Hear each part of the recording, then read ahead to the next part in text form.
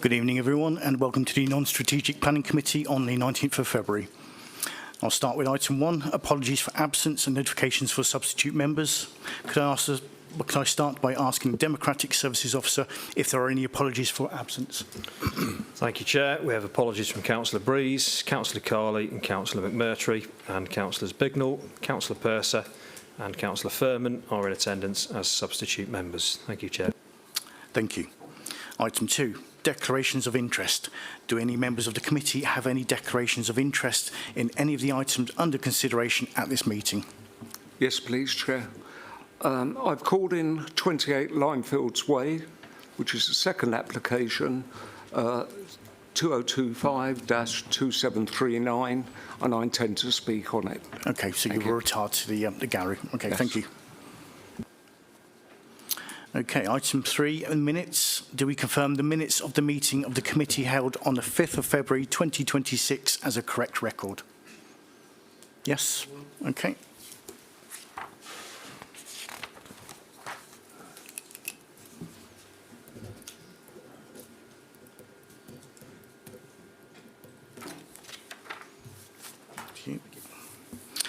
Item 4, Chair's announcements.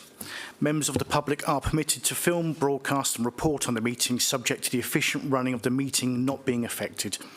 Only those who have registered in line with the committee's speaking procedure may address the committee. Members of the public are requested not to call out during the committee's discussion on any of the items. Anybody who repeatedly disrupts the meeting may be asked to leave.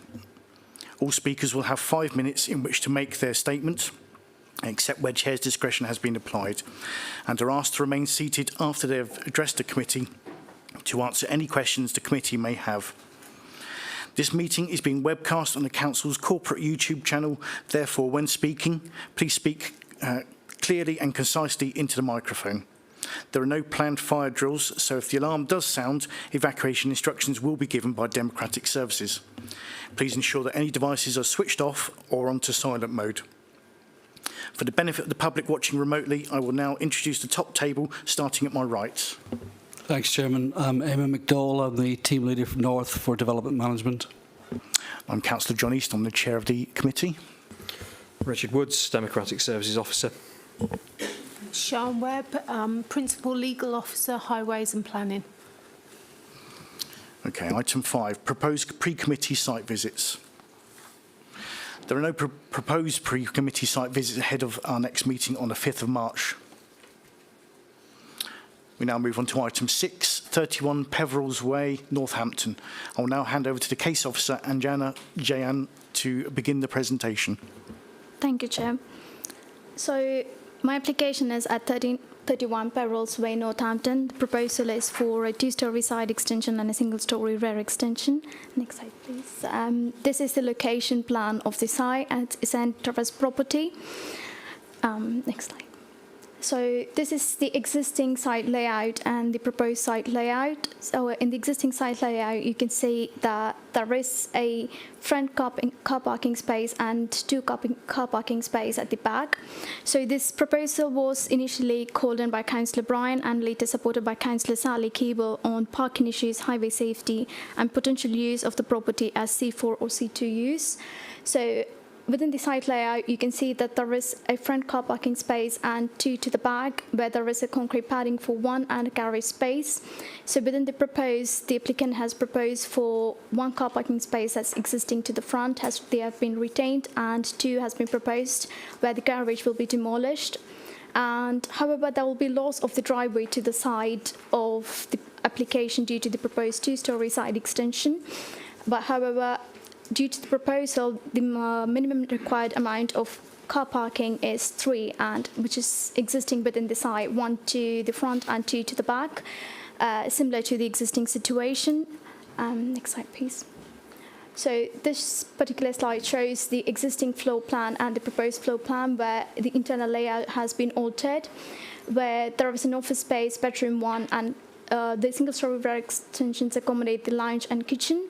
The 2-storey accommodates the snug and utility area, and where on first floor it expands bedroom 2, and the other a sleep room has been added with an ensuite. Next slide, please. So this is the elevations for the particular proposal, where you can see that the proposed two-story side extension has been set back from the principal elevation and set down from the main roof ridge height, which shows a significant subservience to the host dwelling, and the single-story rear extension will not be visible from the street scene, and it will be flat-roofed. It's proposed to use similar material to the existing dwelling, as such maintaining the character of the dwelling house. This is the view of the two-story and single-story rear extensions from the side. Next slide, please. This is the driveway that will be lost as part of the two-story side extension. Yes, next slide. So this is the garage and the rear entrance gate that will be demolished, where the concrete padding will be extended for 2 car parking space. And these are the views to the rear of the property from the neighbouring properties. Next slide. This is the conservatory that will be demolished for the construction of a single-story rear extension.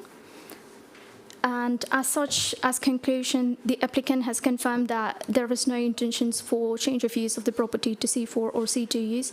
And if done in the future, they would apply for a supply planning permission. And as the parkings are provided within the site, 3 parking space is provided within the site. There is LHA has confirmed that if the parking is provided within the site, that they will have no objections to the proposal. As such, the application has been approved. Yes, thank you. Thank you. Are there any questions from the committee? No. Okay. Following the questions, we'll move to public speaking in the following order. Jodie Martin, a local resident.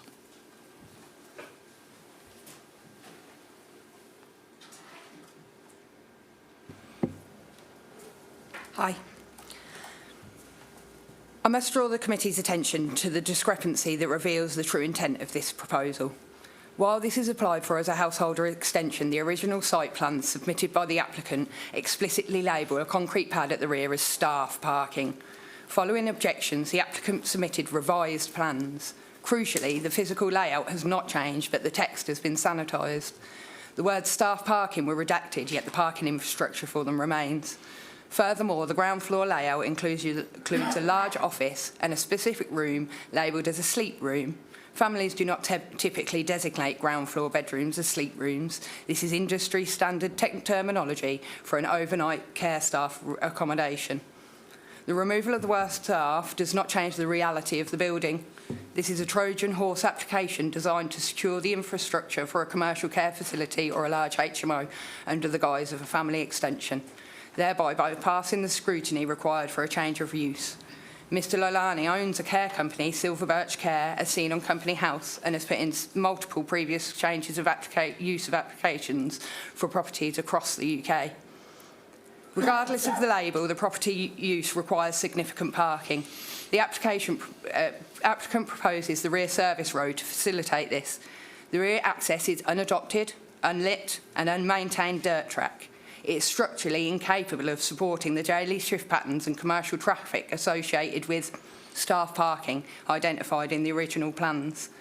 With the removal of the spaces to the right of the property and the state of the track at the rear, this development increases occupancy while effectively removing usable parking, forcing staff and visitors onto Peverils Way. It's a cul-de-sac that is already at capacity and lacks a safe turning circle. We expect that when the building work is being completed on this property to allow access for building materials and work vehicles, the access to the rear of the property is not suitable, and the only option will be to block the turnaround in the street, causing further strain on an already busy and congested street. The application is flawed. The submitted plans incorrectly draw the boundary lines at the rear accessway, incorporating land that belongs to neighbours' hard standings to make the track appear wider than it is. Additionally, the applicant has failed to serve the required statutory notice on the owners at the rear access road on Weedham Road. The council's own officers have admitted this application has been invalid at various stages. It's unsafe to approve a development based on misleading boundaries. Also, the design and layout are inconsistent with the applicant's description as a single-family dwelling. The internal plan shows 4 ensuite bedrooms, a designated sleep room and a large office. This layout is characteristically a commercial care facility or a HMO, not a family home. As you know, this area is covered by an Article 4 direction specifically to prevent the uncontrolled spread of HMOs.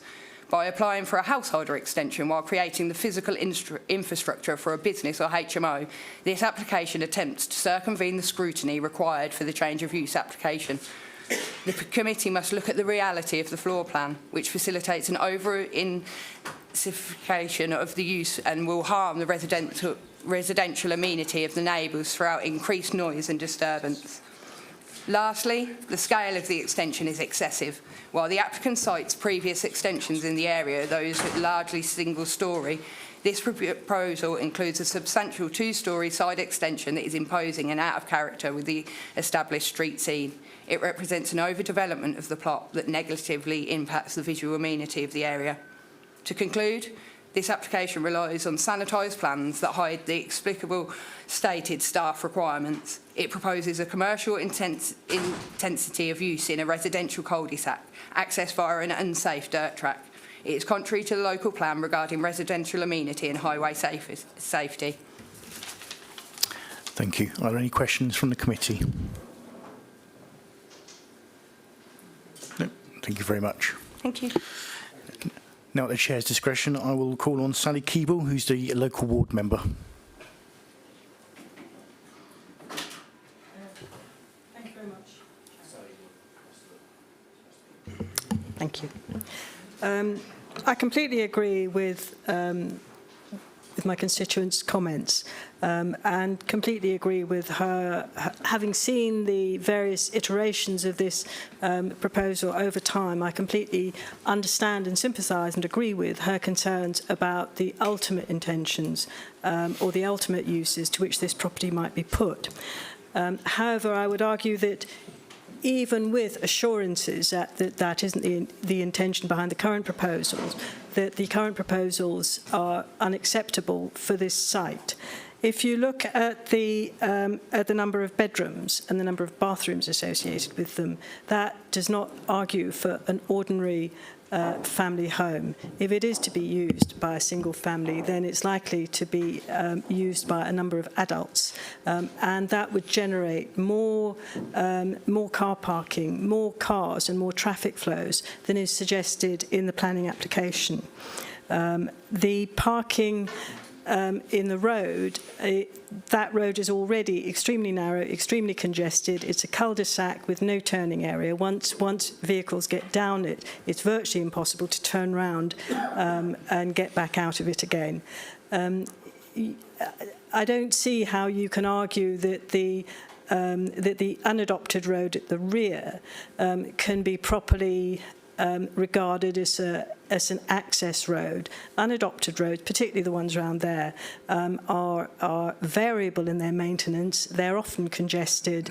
They are subject to uses by all kinds of different owners for different purposes, and they're not under the control of the highways. So there's no means of enforcing any access. That's not just for parking, that's also for emergency vehicles, that they would not be able to get up and down the road, and they would certainly not be able to turn. So I would argue that this application makes an already difficult road impossible to manage. The solution which is put forward by the owners is not one it's actually in their power to offer, and it's not one that's in the power of this committee to agree.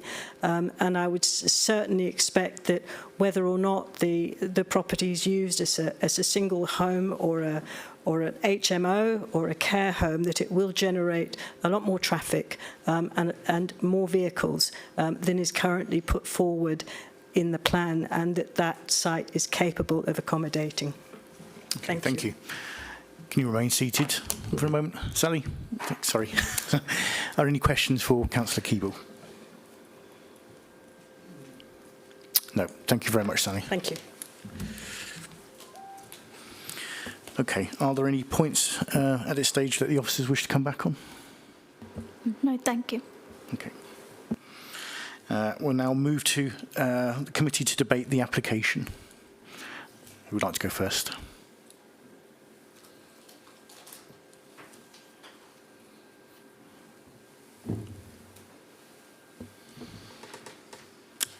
Councillor Ware. Thank you, Chair. If I'm reading this correctly, there is no application whatsoever on here for change of use. That's correct. Thank you.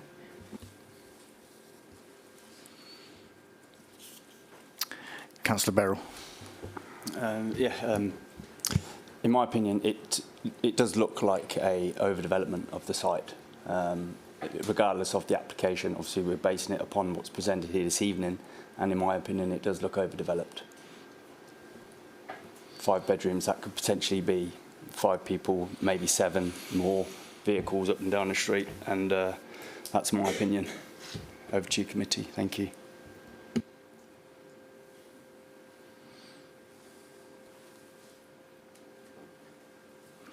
Councillor Cartwright. Thank you, Chair. Sorry, could you just put the plan again for the change of the rooms up there?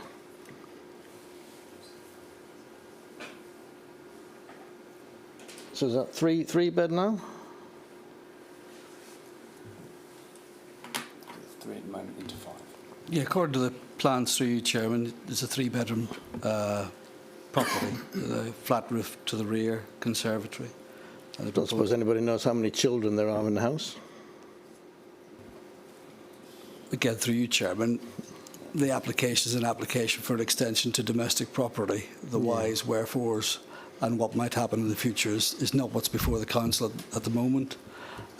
So I think members really need to concentrate on the physical development that's before you and obviously assess that in terms of its impact on residential amenity. Now, I understand the concerns being expressed about what might happen in the future, and you've heard the speaker, one of the speakers indicate that there's an Article 4 direction that prevents changes of use to HMOs. That's there to allow the local planning authority to assess the impact of HMOs through the planning process. But that's not what's before committee this evening. It's an extension to an existing residential property submitted as a householder application. Thank you, Eamon.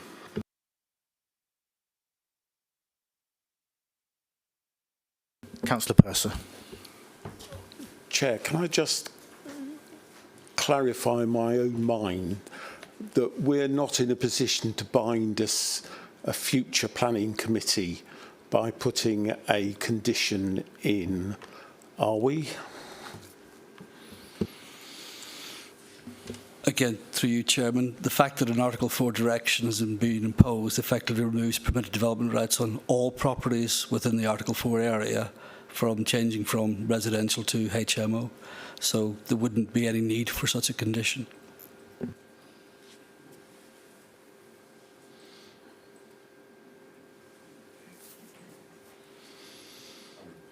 Councillor Frost. Yeah, in the report, you explain that you don't think the residential amenity will be negatively affected. The people that live there have a different view. Can you elaborate a little bit more? It does seem, as Councillor Barrow said, to be quite a substantial increase, and one which, to my untrained eye, if you like, would definitely impact on residential amenity. Why do you think it wouldn't? Well, the reasons we've said why it wouldn't is set out in the report. You members are here to assess that application, and I decided to agree or disagree with the recommendation from officers. You've heard speakers. If you consider the proposal to impact on residential amenity, then bring forward your propositions and the reasons why. Thank you, Chair. And I'll see what everyone else. Councillor Bignell. Yeah. Yes, I mean, I was under the impression an extension should be subservient to the main property, and in this way, this seems to completely dominate what's going on, and I don't consider it to be subservient to the existing development at the moment.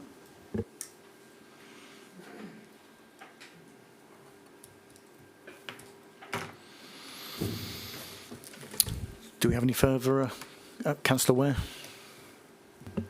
Is there any way that we can see in the report the difference in the existing square footage and the proposed square footage?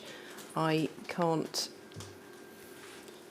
I think that, sorry, through you, Chairman, that elevation obviously shows, compares existing floor space to what's proposed. Is there a number on that?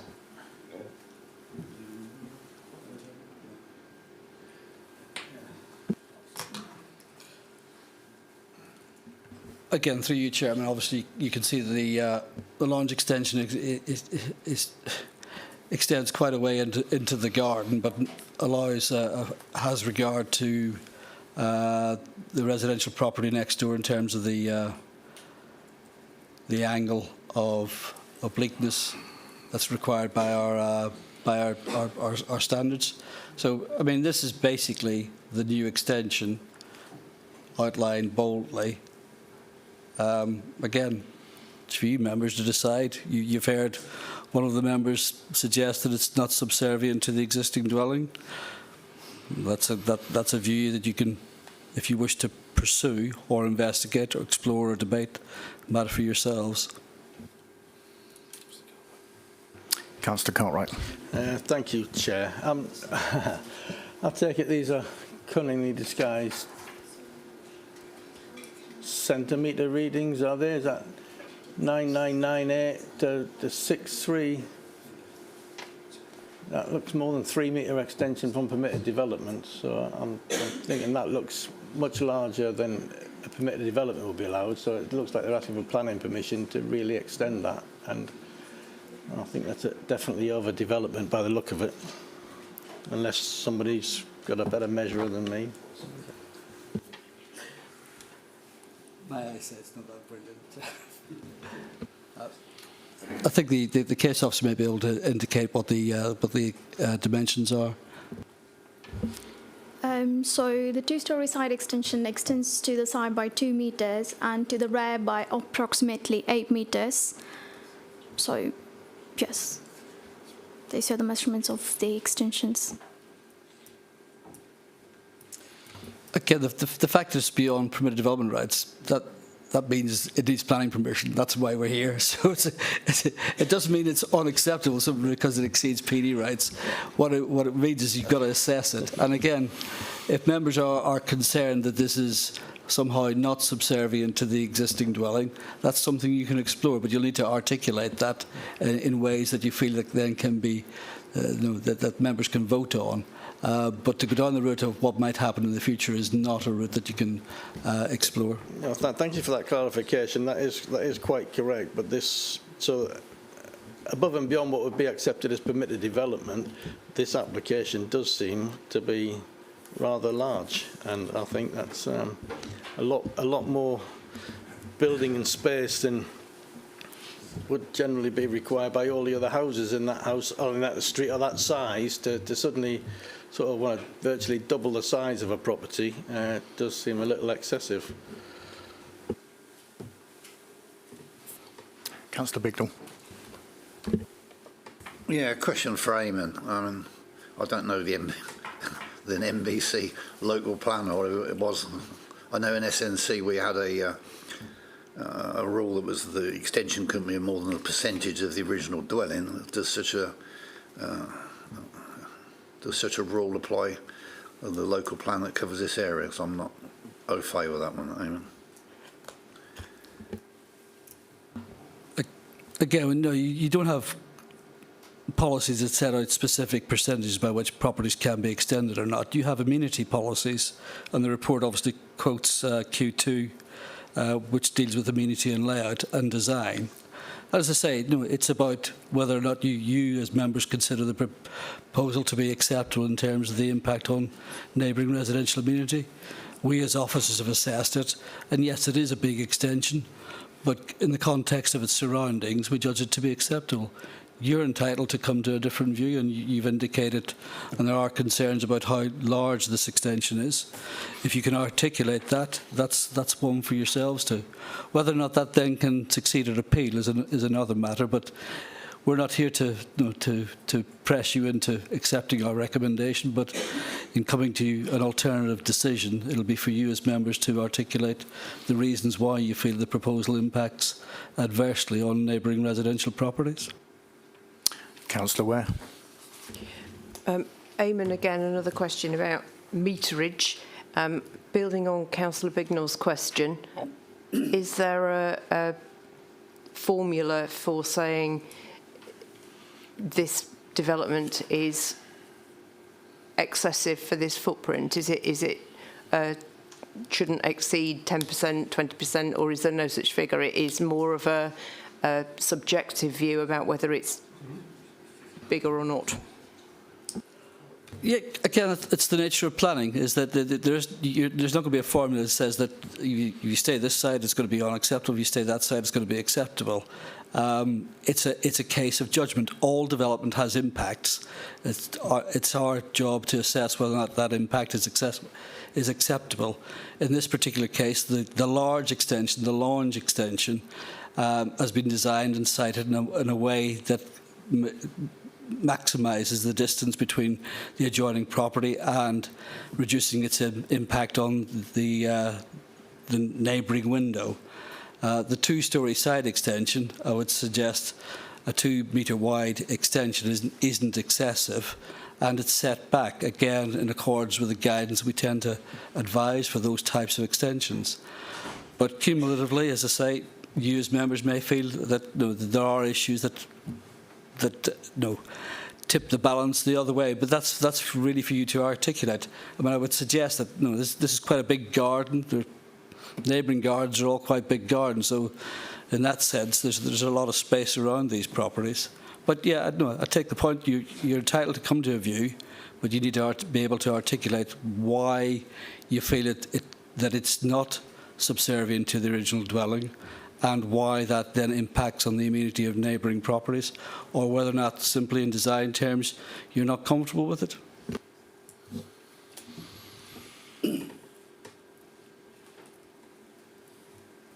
Councillor Frost. I mean, it's going to nearly going to double the, doubling the square footage. If it comes to that, I just don't think it's no, it's not subservient, and I don't see frankly, I don't see anyone could see that it is. So, if that's the opinion that you're asking us to take in order to go against it, then I'd happy to go with that. But I certainly wouldn't want to propose it. Through you, Chairman, I'm not asking you to take a different opinion. I'm simply setting out what you as members need to consider. The officers' views set out in the report. It's for you to be able to articulate why you judge it otherwise.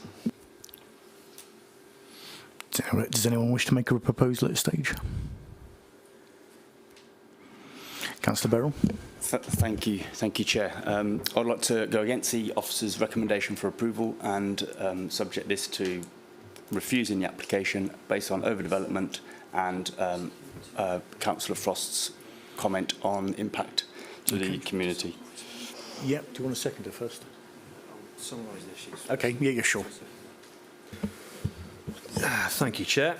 So, just to confirm, Councillor Beryl, in your proposal, the issues are scale, layout and density, if I've got that correct. That's correct, yes. Obviously, that would engage policies Q1 and Q2 of the Northampton Local Plan Part 2. Q1 is place making and design, and Q2 is amenity and layout. I'll defer to my planning colleagues if there's anything else they wish to add at the end of it, but your proposal is essentially to refuse the application contrary to the officer's recommendations on the grounds that the proposal, by reason of its scale, layout and density, those being the three issues, would give rise to a negative impact on residential amenity, and the development is not subservient to the local area and therefore is contrary to policies Q1 and Q2 of the Northampton Local Plan Part 2. That is correct. Thank you. Okay, thank you. And I'll defer to officers if there's anything else they wish to come back on for that reason for refusal. Again, through you, Chairman, I would, without wishing to be pedantic, suggest it's not subservient to the local area, but not subservient to the existing dwelling. Existing dwelling, okay. But that's Are you happy with that amendment, Yes, Councillor thank Beryl? you. And over to you, Chair, for the seconder and a vote. Okay. Do we have a seconder for the proposal? Councillor Cartwright. Take your pick. Okay. Shall we see a show of hands for those in favour of the proposal?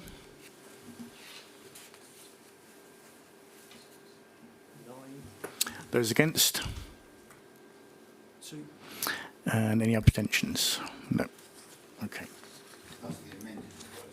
Yes, yep. Sorry, yeah.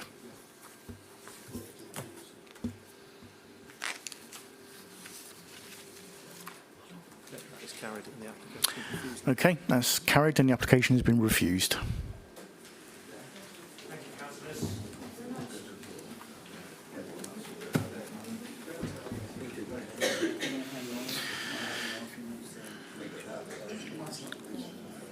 We now move on to item 7, 28 Limefields Way, Northampton. I'll now hand over to the case officer, Rebecca Wilkinson-Foster, to begin the presentation.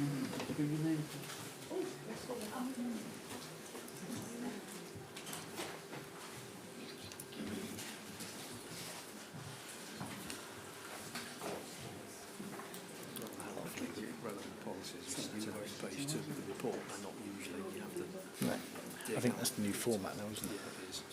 Just give me a shout. Thank you, Chair. This application is a change of use from a C3 dwelling to a C2 children's home for 4 children, including a garage conversion and construction of 1,800 millimetre boarded fence with pedestrian and vehicle gate, which is part retrospective. The first photo shows the site location plan and the area view. The property is located in a cul-de-sac location in Northampton within Hunsbury Ward. The next slide shows the ground floor plan, showing the change of the garage, which has been carried out under permitted development. The next slide shows the first floor plan, and there's no changes to the first floor. The next slide shows the existing and proposed front elevations, showing the garage conversion, which has been carried out under permitted development rights. The next slide shows the fencing. The fencing is above what's acceptable under permitted development, so that's why it's part of the planning application. And is retrospective because the fence has already been constructed. The next slide shows my photos from the site visit, showing the street view of the property, showing the access gate and pedestrian gate to the front of the property and the front view of the property. And the next slide shows the parking areas. 2 spaces are allocated on the plans, but actually it would be possible to get more cars than highlighted within the plan.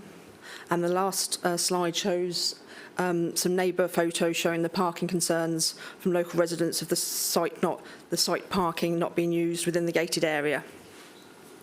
The proposed care home will be staffed 24 hours a day by 2 care professionals working 12-hour shifts from 8 a.m. to 8 p.m, then 8 p.m. to 8 a.m. During the night shift, 1 member of staff will be on sleep duty, while the second will be waking night staff.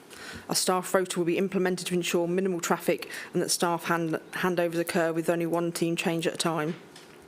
Given that the proposal is located in an established residential area, the principle is considered acceptable in land use planning terms.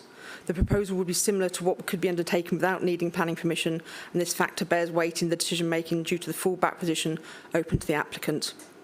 The proposal would contribute towards supporting the government's aim of supporting the development of accommodation for looked-after children. This shortage is having a negative impact on children and young people's well-being and outcomes, and there is a significant need for this type of provision. There are no material planning reasons why the application cannot be supported, so the application is recommended for approval with the conditions detailed in the report, given it would accord with local and national policy. Thank you, Chair. Thank you. At this stage, are there any questions from the committee for the planning officer? Councillor Bignell. Yeah, just checking, the fencing is 1.8 metres, is it? Yes, that's correct, yeah. Under permitted development, what is it, 1 metre? 1 metre, yeah. Okay, thank you. Any further questions from the committee?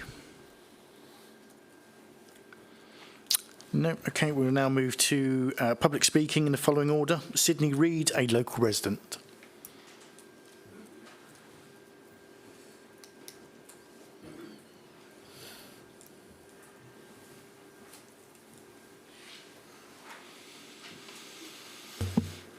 Happy?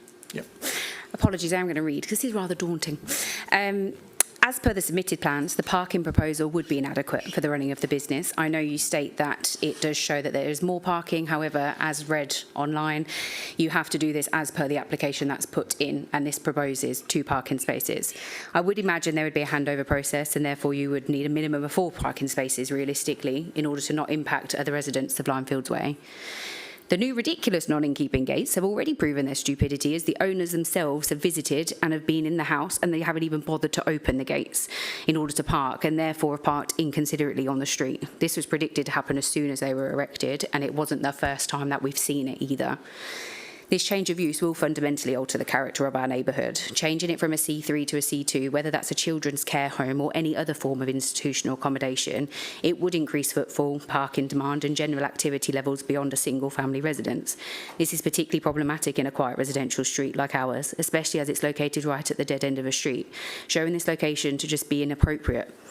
Furthermore, the emerging West Northamptonshire Local Plan to 2043 signals that more intensive or specialist institutional uses should be sited in locations better suited for them, rather than in quiet suburban streets, in order to preserve the integrity and livability of existing residential areas. There are concerns about the intensification of use. The C3 home typically accommodates 1 household, whereas the C2 facility accommodates multiple unrelated residents, with staff attending around the clock. This creates a much higher level of come-ins and go-ins, deliveries, shift changes and potentially emergency services, especially considering that the particular company's nature of business includes caring for those with mental health and substance abuse, all of which will affect our daily lives, particularly for families with young children or elderly residents. This change would make it very much not like a normal family home, as there is likely to be a change in children potentially on a regular basis.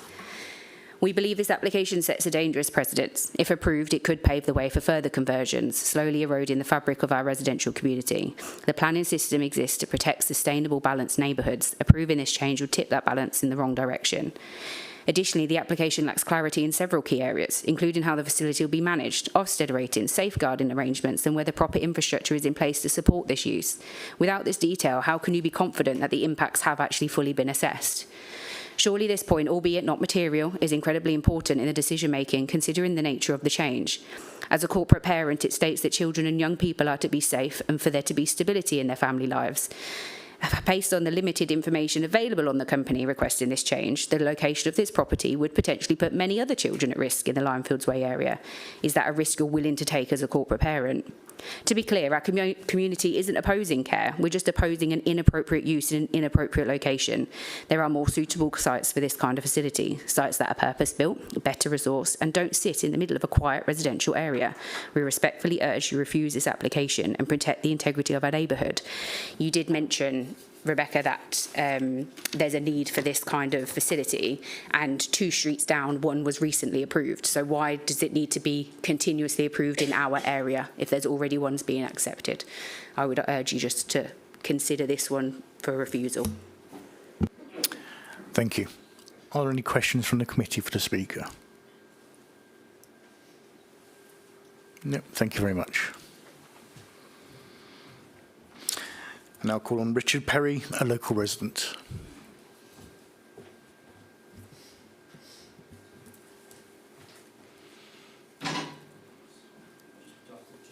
Yeah. Thank you. Sorry, is it possible to zoom in on one of the photos? Is that possible? No? Not with my IT skills, no. No? Okay, never mind. It's just that the picture of the opening from the front of the house is quite far away. That one there on the left, that's quite far away. When you get up closer, that it just looks obscene. So anyway, good evening. I object to the application. They say they aim to create a non-institutional environment, like a home, not a care facility, consistent with residential character, fostering the kids' integration into the community. The 6-foot fence contradicts this and is not permitted in the front garden. There's nothing like it nearby. People say it looks like a prison. I don't know how many prisons these people have visited, but you get the idea. It is out of place and has an institutional appearance. This is a breach of Q2 of the Local Plan Part 2. They are required to protect a high standard of amenity, including acceptable outlook and visual amenity.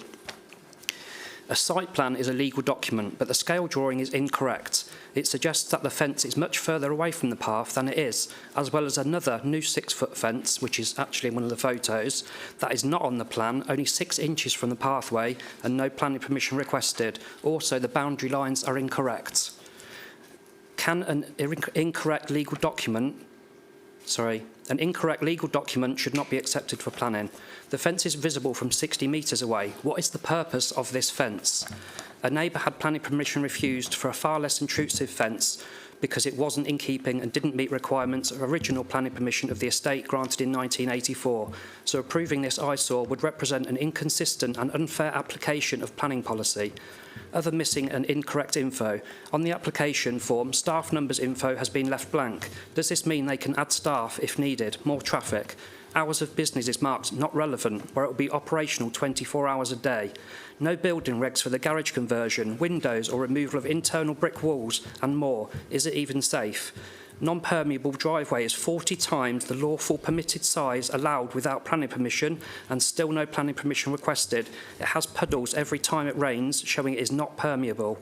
Antisocial behaviour, noise, disturbance. Whilst we shouldn't speculate about the children, we can only go on the information available to us, which is a 6-foot perimeter enclosure of the property and the company SIC code on company's house, which includes residential care for mental health and substance abuse issues. There's been no attempt to address our justified ASB concerns on this. I also believe my own research, visit to and experience of children from care homes back up these concerns. 65% of antisocial behaviour is linked to substance abuse and mental health conditions, and 40% of children in care homes exhibit ASB.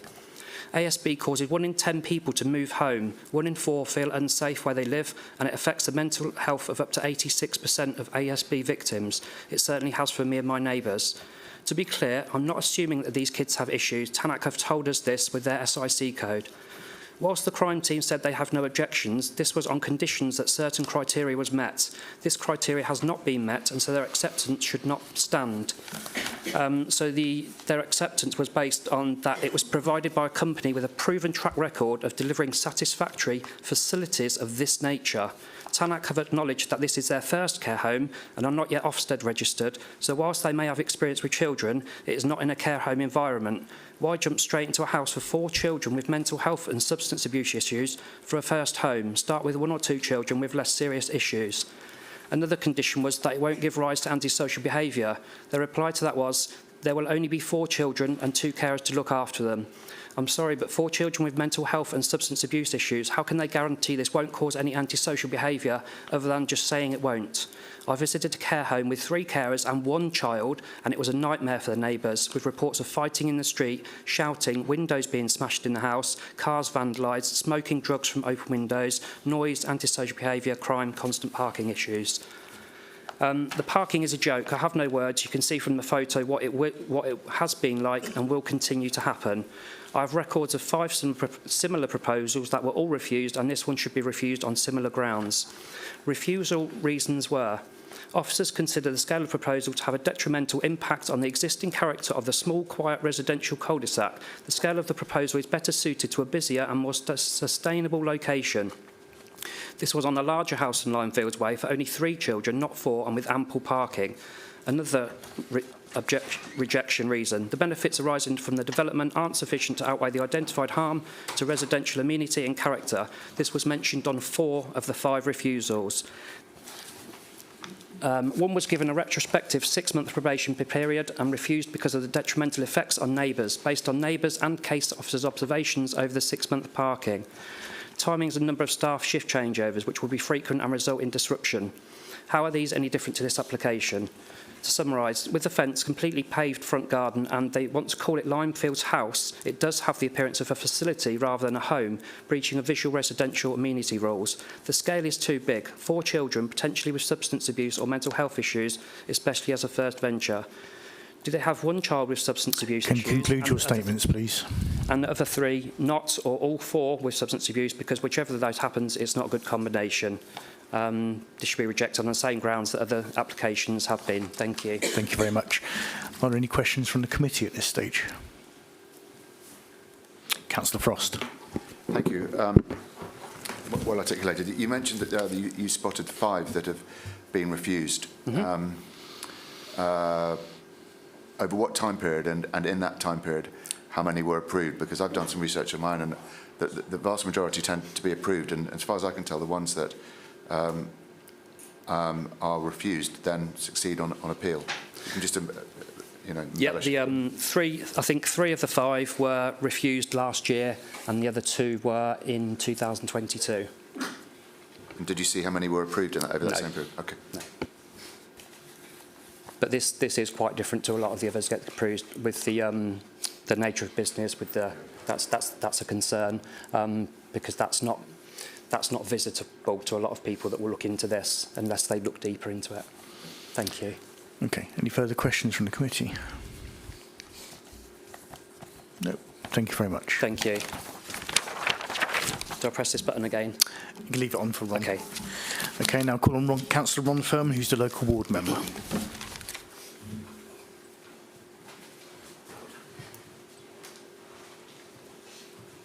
Shall I put the hearing things on? Up to you, Councillor. I can't hear any questions.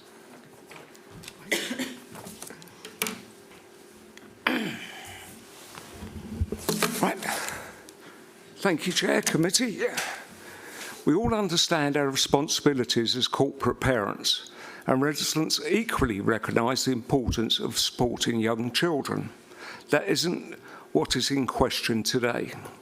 What is in question is this applicant's imaginative interpretation of the planning system. One where planning permission appears to be optional, while the rest of Northampton follows the traditional apply first, build later. This applicant seems to be more adventurous sequence, build first and then let the application stroll in afterwards. Yes, they may claim that some work falls under C3, but when you have already applied from C3 to C2, yet continue with internal and external alterations as if approval were already guaranteed, it stops looking like a development and starts looking like more like optimism of the highest order. And these aren't minor jobs. Residents have reported to me already that there are substantial alterations inside as well as drainage works outside. I'm making no comments on the building regulation, that's not for me. But the scale of activity clearly reinforces the point. Significant development has taken place before this council has reached a decision. Then there is the fence. A gated boundary structure that appeared first with a planning submission following shortly after. It began life described as a proposal, later upgraded to a planning application, as if changing a label could somehow sort out sequence. Just for clarity, and dictionary just remains helpful. Proposal, something you like someone to consider. Planning application, something you submit before doing work you've already done. This behaviour undermines not just the residents of my ward, but every resident in Northampton who follow the rules and trust the system and applies equally, not only to those who assume approval is formality. If we allow this approach to stand, we may as well file the Council's planning integrity under the miscellaneous items, right next to the things that nobody can quite account for. Chair, members, I'm not criticising the purpose of the home, nor the young people it intends to support.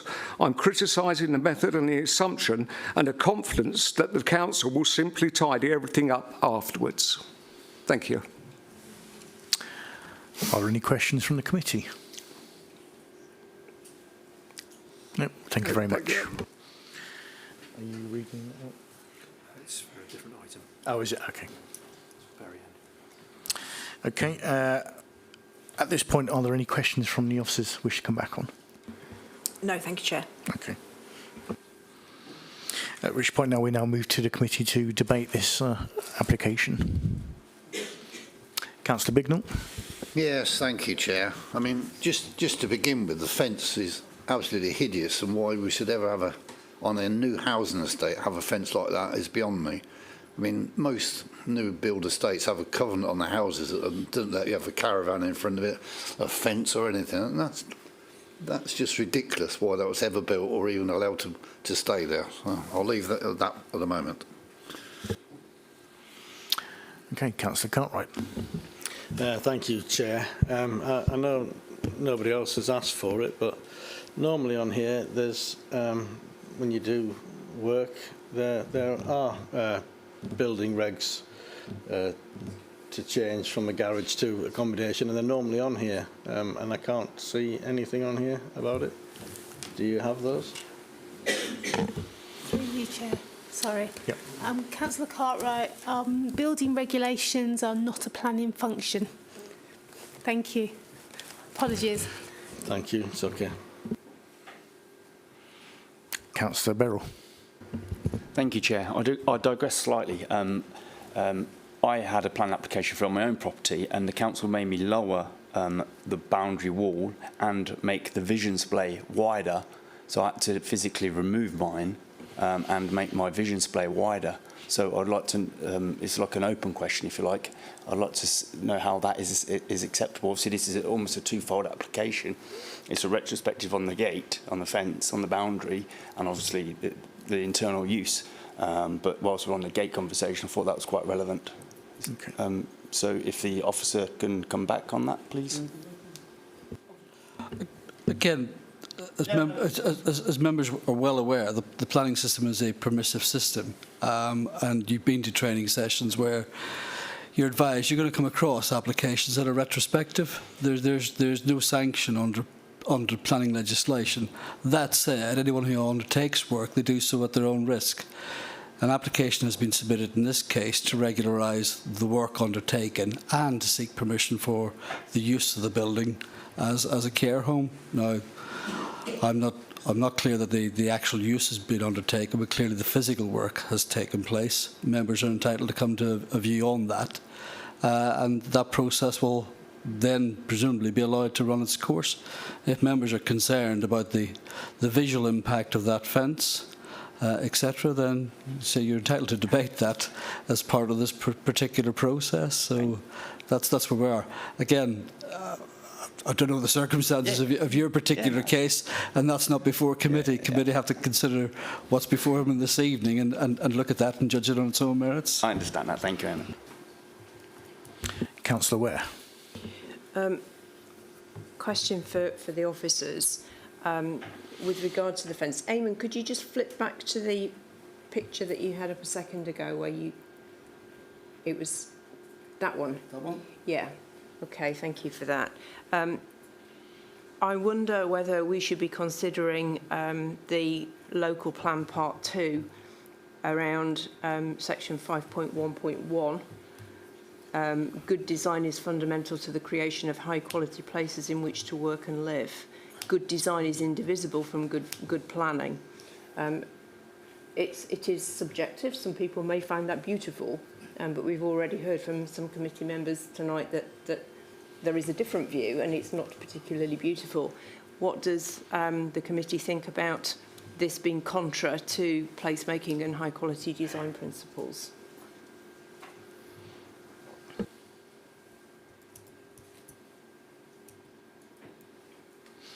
Councillor Bicknell. Yes, I mean, as you know, I'm fully in agreement. I cannot believe that a fence as hideous and onerous as that is allowed on an estate like this. You drive on all the estates in Northampton, you're not going to see a fence like that absolutely anywhere. So I can't accept that the retrospective part of this application for the fence is acceptable. I think the fence should come down and be restored to a standard 1 metre or whatever. So that part of it, as far as I'm concerned, can't go through the retrospective bit on the fence. The rest of it's up for debate, though. Is that something that can be conditioned?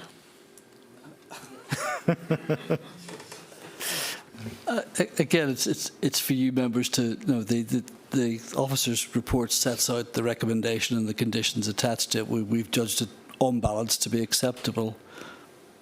You could take that view if you judge that any means of enclosure such as proposed is unacceptable. You can take the view to refuse that if you so wish. That doesn't deal with the issue of the use. You could look at a condition. Again, you need to decide what it is you're conditioning, and that needs to be clear. It needs to be set out in terms of a time frame as to what you want to happen. but bearing in mind that conditions required to meet the tests in terms of necessity, relevance, appropriateness, reasonableness, etc. And applicants are entitled to appeal the imposition of a condition if they so wish. But that's one for you guys to have a conversation about. So as far as the fence is concerned, it's not acceptable, reasonable, or any other adjective you like to come up with, to be honest, on any estate in Northampton.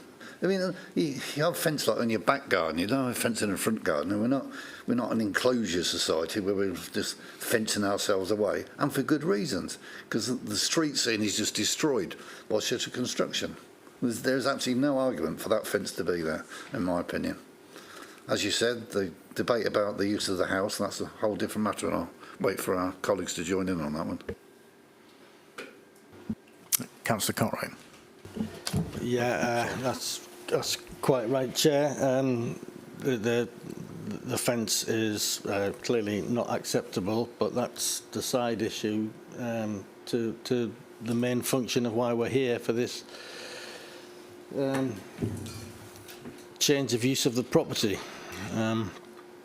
As corporate parents, obviously, we have an understanding that we do need these types of properties. And with that fence in there, it looks exactly, well, it's been referred to as a type of prison, so that definitely shouldn't be there. With a corporate parent hat on, you're looking at, yes, we do need these. It's a family home. 4 children in a home, is that excessive? Plenty of people have 4 children. I have to say, I would be leaning towards allowing the property to be a care home, but that fence I can't get behind. Councillor Frost, yeah. Thank you. On the fence front, the question for planning officers, how is this one application? If the applicant has which not, it's 2 applications, but if the applicant has merged it into one, then why did we allow that? Why didn't we break it into 2? Or have we encouraged them to make one application? It's one application because it involves operational development and the use. It's one application. It's not indivisible. The applicants are perfectly entitled to choose to submit an application that comprises certain elements. If one of those elements is judged to be unacceptable by members, you cannot split your decision. You have to come to a decision on the whole. So if members decide that the fence is unacceptable and you refuse permission, then the whole application fails. If members decide, well, we don't like the fence, but we feel the use is okay, then you could condition it to remove the fence prior to the use first being brought in, well, the occupation being first brought into use. Again, that condition is capable of being appealed against, but it's a perfectly reasonable approach to take by members. You've heard those concerns raised by neighbours, that the problems that the fence is creating, so I think it's perfectly reasonable to come to a view that, yeah, we're supportive of the use, but we don't want the fence, because by removing the fence, you're making that parking area more accessible, more usable, and more capable of serving the use that we're, well, I'm not putting words in your mouth, but if you're minded to allow the use. Chair, through you, just one thing. Yeah, thank you. I kind of realise that, but my point is that you would have been, you both would have been fully within your rights to force these to come through as 2 applications. You've chosen to. You must have. You've chosen to. Again, through you, Chairman. No, we have to accept the applications as submitted by the applicants and judge those applications on their planning merits.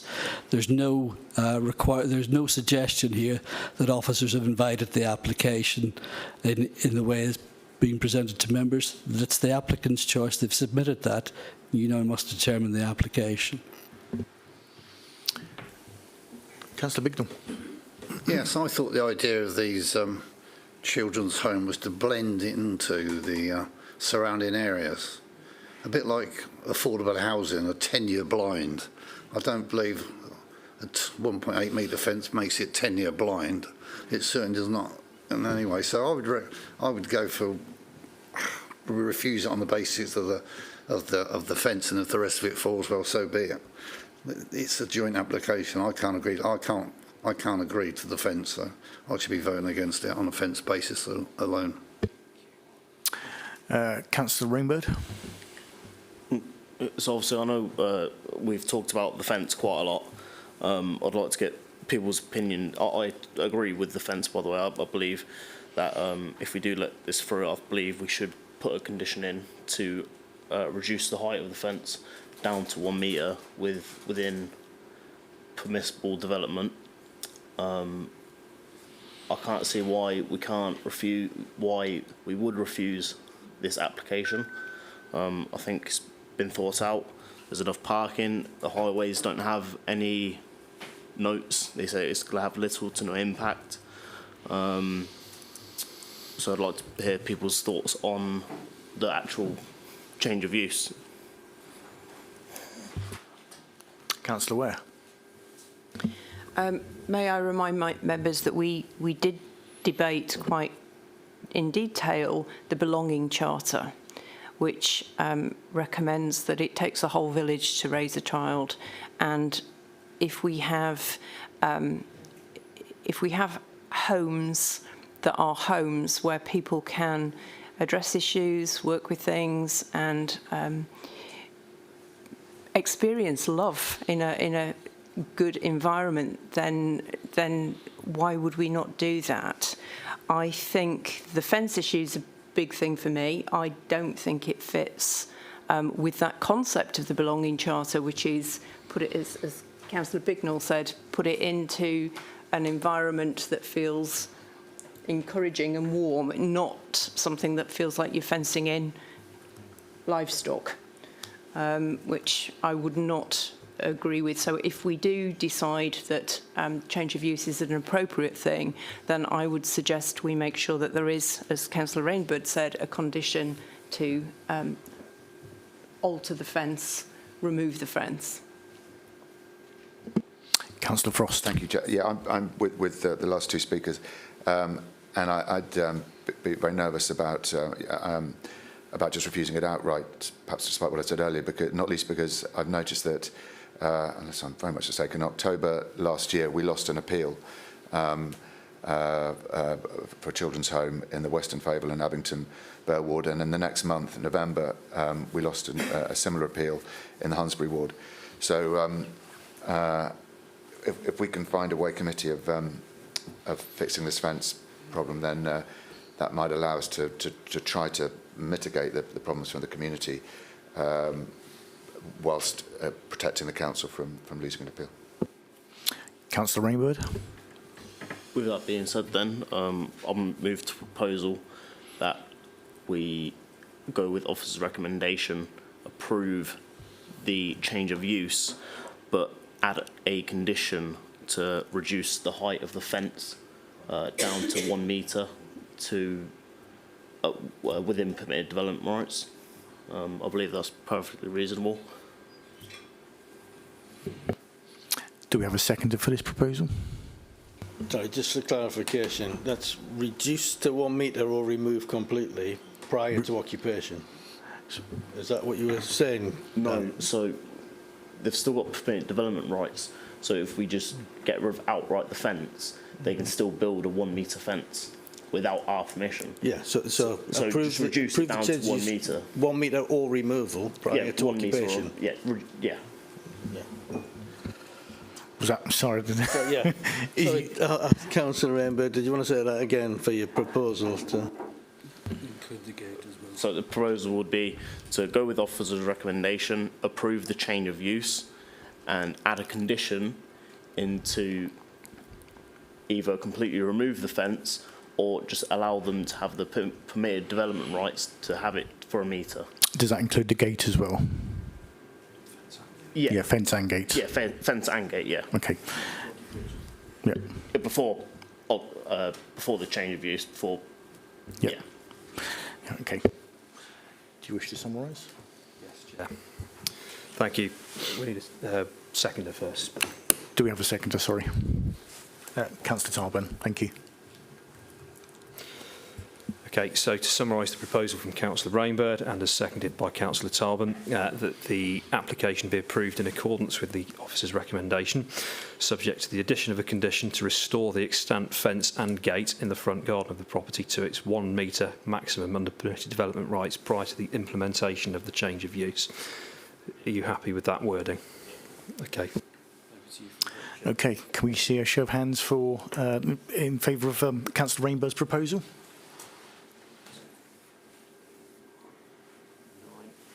Those against? Any abstentions? 1. That's carried. Okay.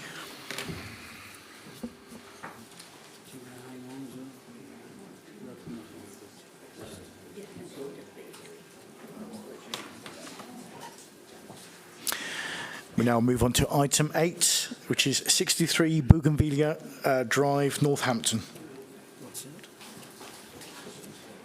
I'll now hand over to Case Officer Forrest Childs to begin the presentation. You've been practicing?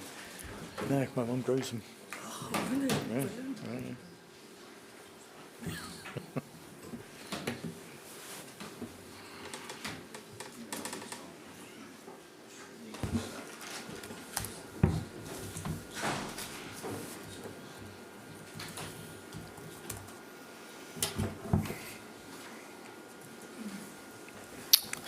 Thank you, Chair. Okay, let's begin. This application is for a retrospective outbuilding at the end of the back garden at 63 Bougainvillea Drive. The application site is outlined in red here. It is located in Northampton. The application site contains a detached 2-storey dwelling and the associated garden space. Surrounding land use is residential gardens to the northeast and southwest, and Wilson's Orchard to the southeast. This is the proposed site plan for the application, showing the outbuilding location in the rear garden. This is the proposed floor plans, which show the extent of the proposed outbuilding. The measurements of the outbuilding are a floor area of approximately 24.5 square metres, being 2.7 metres in depth at the shallowest point and 3.8 metres in depth at the deepest point. The rear of the building is angled to follow the rear boundary line of the garden. The width of the building is 7.6 metres, and the proposed use of the building is a home office gym and a storage space, which is a typical ancillary use of a dwelling. In terms of elevations, the building is 2.8 metres high, 1 double door for the office on the front, 1 door for the storage and 1 window. All glazing has privacy film applied and will be conditioned to be retained. The proposed building is brick to the front, render to the sides and back, with 2 dimmable lights fixed to the front of the building. Here are site photos from the officer visit, showing it from the upstairs bedroom and then next to the neighbouring boundary fence of number 61, and just an overall view of the building there. Here are views from neighbouring dwellings. View from number 61 is shown on the left, and view from number 65 is shown on the right. And a couple more photos here, just showing the building in line with the boundary fence of number 61. And on the left, you will see a view from inside the office, which shows the privacy film, which blocks views in and out of that room. Planning officers consider the proposed development would comply with requirements of the development plan, and on the basis of the assessment set out in the officer report, recommend the application is approved. Okay, are there any questions from the committee at this stage? Councillor Ware. Am I right in thinking, Forrest, that if it had been 30 centimetres lower, it would have been permitted? Yeah, so they could build the exact same thing 30 centimetres lower and it would be permitted development, yes. That's not a legitimate fallback here because obviously it's above that, but it would be a consideration of refusal that they could do that anyway. Councillor Beryl. Sorry, Frost, I thought there was a dimension away from the boundary on permitted development. I think it's like 1.5, Eamon. You might be able to shed some light, please. So it can be anywhere up to the boundary, I believe, but if it's within 2 metres of the boundary, it can be only 2.5 metres high. Thank you for your correction. Thank you. Councillor Ware. Have we given any consideration to overdevelopment of this site? Because from the plan, it looks very different. If you go to the neighbour's photograph where you can see the conservatory and the new build, that looks really tight on that footprint. Have we given any consideration to overdevelopment? Yeah, it does span pretty much the entire width of the back garden. All of the views on this were set out in the officer's report.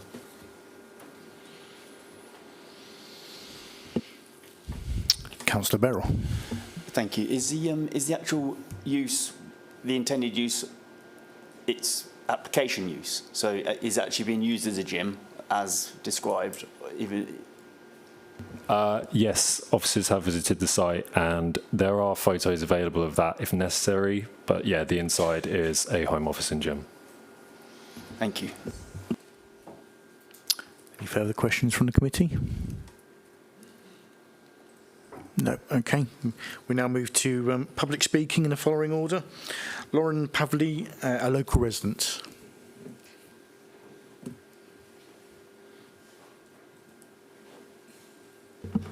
Thank you. My name is Lauren and I live at number 61 immediately next door. I'd like to challenge 3 key areas in the officer's report, which I believe do not fully reflect the real impact of this structure. First, height. The report states the building is 2.8 metres high, but it also confirms that the floor level is raised. From ground level, that makes the structure a total of 3 metres in height. So with my living room wall sitting on the boundary fence and the outbuilding positioned just 30 centimetres to the side of it, at around 5 metres away, and falling within a 45-degree line taken from the centre of that window, is now a 3 metre high and 7.6 metre wide wall with windows. In that context, that's not a modest garden structure. It's dominant and overbearing. The report describes the additional height above the permitted limit as minor and limited, but it runs across the entire width. From my living room, the extra height blocks the it blocks the outlook of sky and tree line over my fence, creating a sense of complete enclosure. Yet there's no detailed assessment of how that additional height alters the experience for my primary room. The impact is treated as theoretical. Second, amenity. On privacy, the report compares the overlooking from the structure to a person standing in the garden. That's just not comparable. A person is temporary, moves, and unlike large 2.3 metre tall windows. Privacy film obscures clarity, but it doesn't remove the perception of being watched at this height and proximity in my living room, and is a weak mitigation. On use, my evidence shows the building brightly lit and occupied for up to 6 hours most nights, 5 out of 7 nights a week, beyond 10:30 p.m, and sometimes at 4 a.m. This goes beyond low-intensity incidental activity. The noise and lighting above the fence line at this proximity is directly affecting my home, including my young child's sleep. The report states lighting cannot be controlled, yet a lighting condition is proposed to protect bats. Enforcement recommended a condition restricting the intensification of use, but that safeguard is absent. On overshadowing, my submitted photos show a defined shadow covering around 7 metres of my just 8.5 metre wide garden before 2 p.m. Yet this is dismissed in favour of general orientation assumptions. The report comments on neighbouring amenity in general terms throughout, but I've not seen a detailed assessment of how this building affects my garden and living room. These impacts are experienced daily from my home. yet do not appear to have been robustly assessed or afforded equal weight in the report. Lastly, fallback. The report states there's no legitimate fallback position because the building exceeds permitted development, in which case a permitted development fallback should not carry weight in the report or be used for justification. The structure must be assessed on its actual built form and its impact. And so, if the additional height is truly minor, how has that conclusion been robustly assessed? Because if this structure did comply with the 2.5 metre safeguard, the entire roof mass would sit materially lower, reducing the sense of dominance and enclosure in my living room and garden. The top of the windows would reduce down to 1.8 metres tall and therefore screened by my 1.8 metre fence, eliminating the overlooking and perception of being watched. And external lighting would sit well below the fence level, preventing glare and light spill into my home. That would create a fundamentally different relationship, both visually and in terms of my privacy. And if the use is genuinely incidental, then on what planning basis is the additional height justified? In conclusion, this is not a technical breach of permitted development. A compliant building would have had materially less impact on my garden and living room. The additional ½ metre in height across the full width significantly increases its dominance, overlooking and sense of enclosure at this close proximity. On paper, it may seem small and acceptable, but planning decisions are experienced in people's homes. So I respectfully ask members to consider whether the real lived impact has been fully assessed here in light of relevant local residential amenity policies in this case. Thank you. Thank you. Are there any questions from the committee? Councillor Frost. Yeah, thank you. I see that the Town Council hasn't has got no sort of comment. Have you engaged with them at all? No, just my ward councillor. Okay. I didn't know I could do that. Right. One other. To what extent has the applicant engaged with you? Have you had any involvement at all with the process? When the development started, so as builders were coming on site, we were told it would be a summer house and then later used as a granny annex. When we asked the builders about planning permission, they said none was needed, just building regulations. Based on that, we as neighbours reasonably expected a modest, low-impact building. The structure is built is obviously materially larger than that and more intensively used, which is obviously why we have concerns about the impact on our home. Any further questions from the committee? No? Okay, thank you very much. Thank you. And I'll call on John Easton, a local resident.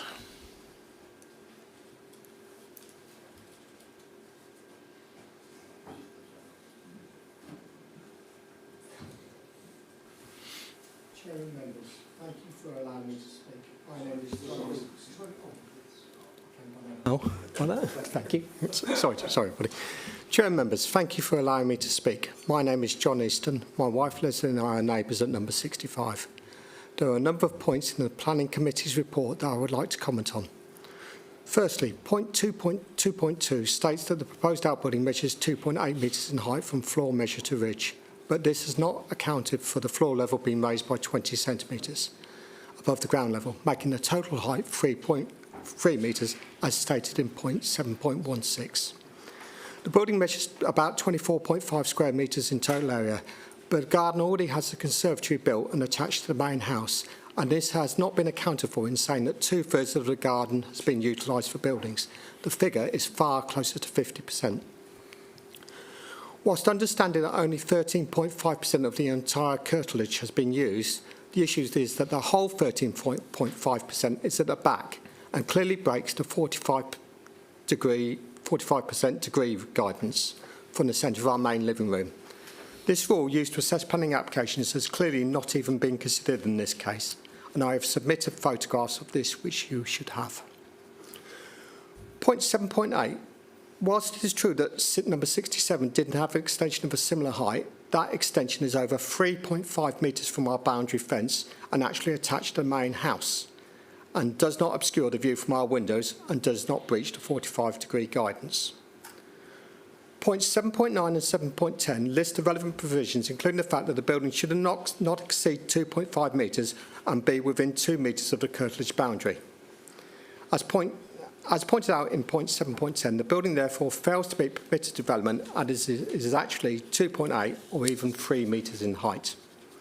The proximity to the fence and its height do clearly impact us detrimentally in terms of losing light and vista, in terms of the disproportionate and overbearing nature, which is also encroaching on the 45-degree guidance rule.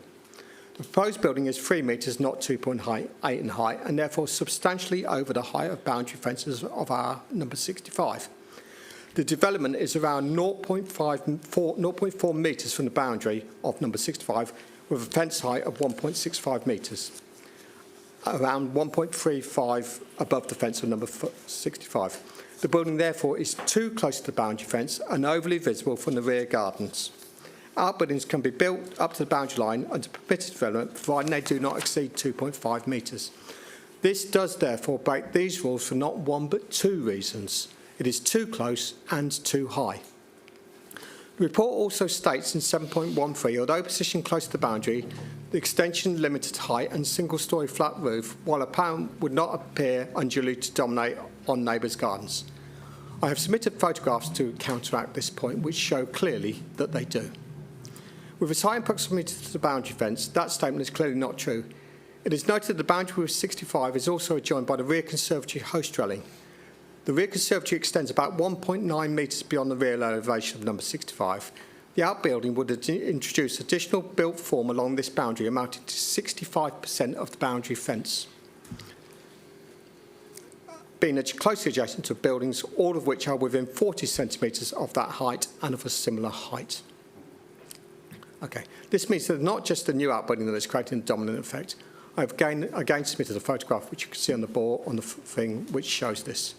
We also find the lighting from the outbuilding to be highly intrusive from early evenings to often late at night, with light shining brightly in through our lounge and bedroom curtains in the evening. The fact that an outbuilding exceeds 2.5 metres does not indicate harm or conflict with policy, is the stated view of the chap there. The 2.5 limit is a permitted development control, not a design standard. But in this case, the scaling at 3 metres and the proximity to our fences and property and outlook are not acceptable to us, and this is why we are objecting to planning consent. If the structure complied with a total height limit of 2.5 metres, it would significantly reduce its overbearing and intrusive impact. The neighbours did not apply for planning permission and have clearly disregarded planning rules for both the size and location of their construction. We'd ask the Council to give careful consideration to the size and proximity of this building and its impact upon the neighbours. Thank you for listening. Thank you. Are there any questions from the committee? Councillor Ware.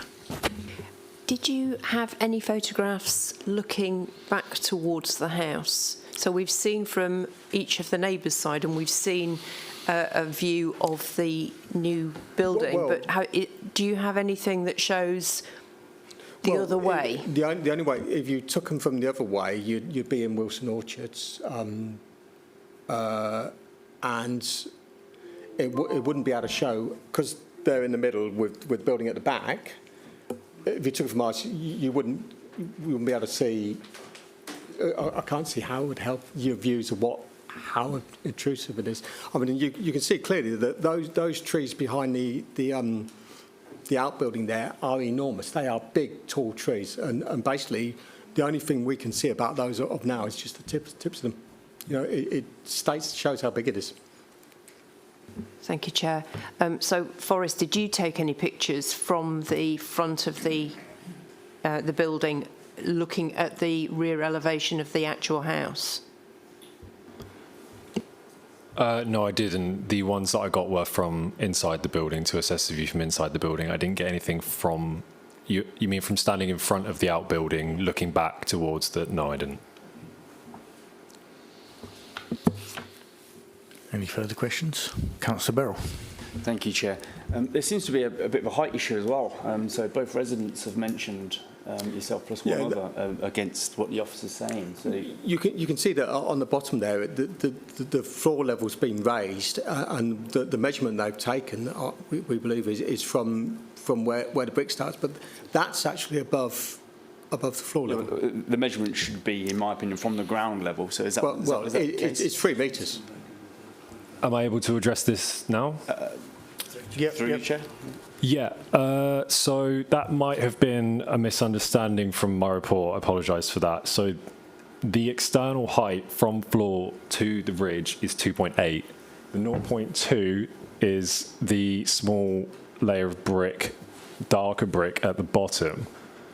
So it's not 3 metres, it's 2.8. Sorry, that might have been a misunderstanding from the report. So it's 2.8. The 30 centimetres difference is the black section on top, essentially, is what you could visually represent as that. It's a 30 centimetres difference. But yeah, no, it's 2.8 in height. Through you, Chair, just confirm. So from the ground level, not from the red brick, not trying to add any words into anyone's mouth, but from the ground level, from that slab outside to the very top is 2.8. Yes. Thank you. Sorry, Chair, what's the 0.2? The 0.2 is because there's basically a step up. Yeah. Yeah, but the external full height of the building is 2.8. But Sorry to be pedantic here. You're taking your measurements from the top of the step. No. Yes, you did. Yes. No. No, so from the step, it would be 2.6. Top of the step or the bottom of the step? From the top of the step, it would be 2.6. From the bottom, it's 2.8.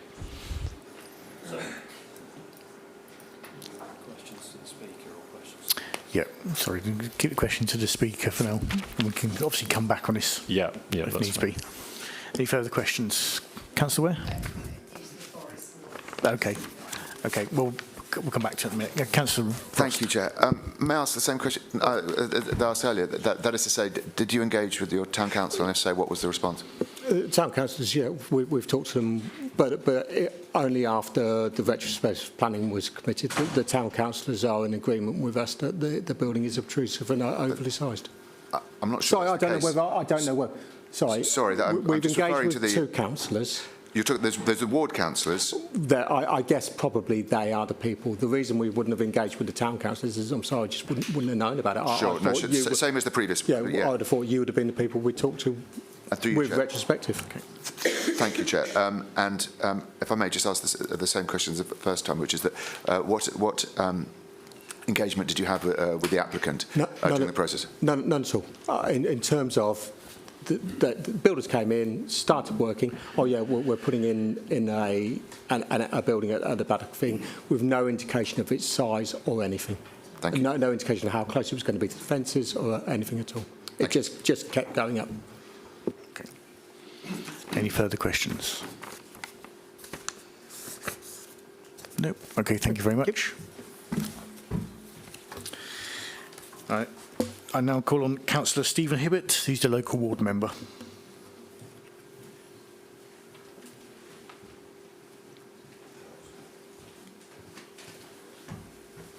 Thank you, Chair. And good evening, everybody. And I am Town Councillor as well as WNC Councillor for this ward. Okay. It's another build first, apply later application. I've stolen that from you. That's all right. I'm going to repeat something that's plain from the report, paragraph 710. It fails to meet permitted development legislation, and later on there is in fact no legitimate fallback position. If this was just a pre-app, if they'd come in and talked to the officers and it hadn't already been built, the applicant would have been told to go away and think about it again. It's too high and it's too close to the curtilage of the property. It's a behemoth of an outbuilding with foundations, windows, water, power. The neighbours can be forgiven for thinking it has been built for residential occupation. Actually, at paragraph 7.2, the report says it is residential outbuilding, and on that basis, maybe it was never suitable for permitted development rights, even if they had got the measurements correct. It stands at the bottom of what is now a very small garden, staring back at the neighbours on either side. It casts a shadow onto the garden of 61 that takes away much of the summer sunshine the owners have previously enjoyed. It has lighting and evening activity that disturbs a young daughter in her bedroom. It's overbearing, overshadowing, impacts on the privacy of the neighbouring properties, and again, worth repeating, in breach of permitted development rights. It's just plain wrong, and that wrong is not righted by just going ahead and building it.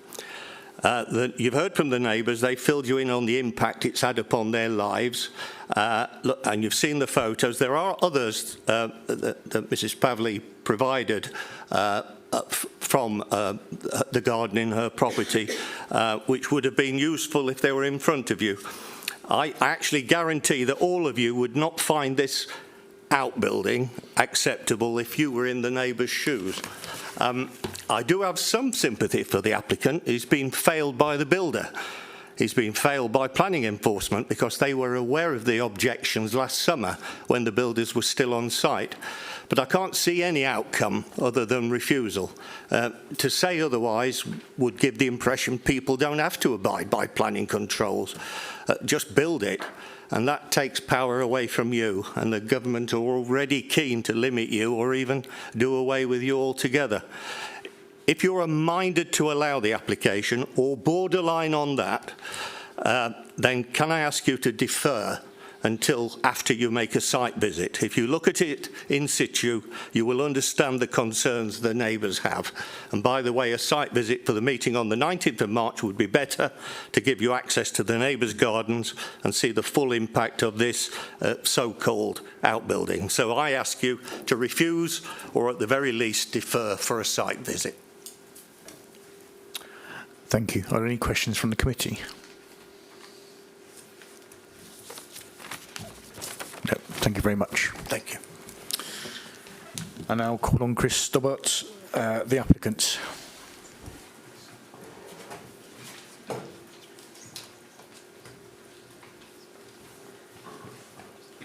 Thank you. I feel a bit punch drunk after that, but let me give our side of the story. We have lived at this property for 23 years. It is our long-term family home, and during that time, we've always sought to live responsibly and respectfully within the neighbourhood. We are a 3-generation household, and the recent works were driven by a genuine family space need. They were not undertaken to intensify use, create separate accommodation, or cause disturbance. I would like to briefly address the main themes raised in the objections. First, noise. The outbuilding is used for normal domestic purposes, as you've seen, office work, a family gym, and a storage area. It is predominantly used during the day, with occasional limited evening use consistent with ordinary family life. The suggestion that it's used every day, every evening of the week is incorrect. The gym contains 2 exercise bikes and multi-gym. There are no free weights and no impact activities such as dropping equipment. Acoustic ceiling tiles were installed throughout to reduce sound transmission. There's been no finding of statutory nuisance and no wider community complaint. Second, allegations of independent residential use. The outbuilding has no kitchen or bathroom facilities. It cannot function as an independent living accommodation and is not used as a separate dwelling. It remains ancillary to the main house. The comment that we've made that it was a granny annex is incorrect. That is false. Third, lighting. A floodlight on the main house has existed for over 20 years without complaint. The outbuilding's external lighting is actually manually operated, dimmable, and not motion activated. Internal lighting is also dimmable and used only when required. Lighting has therefore been carefully controlled. Fourth, privacy and visual concerns. Two-way privacy film was installed immediately upon completion in October 2025 as an interim measure. Once the wider house works are completed, decoration and so on, matching blinds will be installed, which will remove any sense of shadows within the building.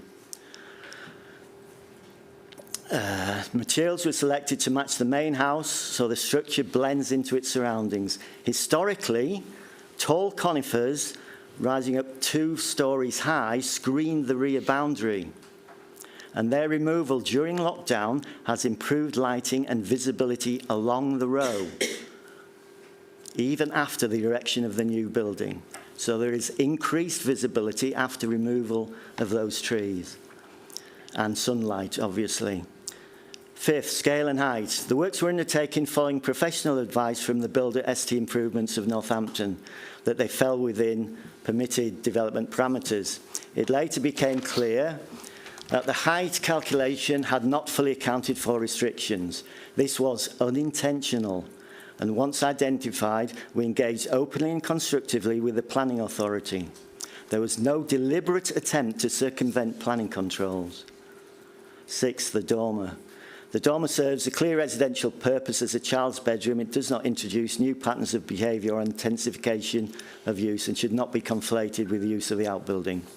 Finally, in terms of overall impact, the objections rely largely on subjective perception rather than objective evidence.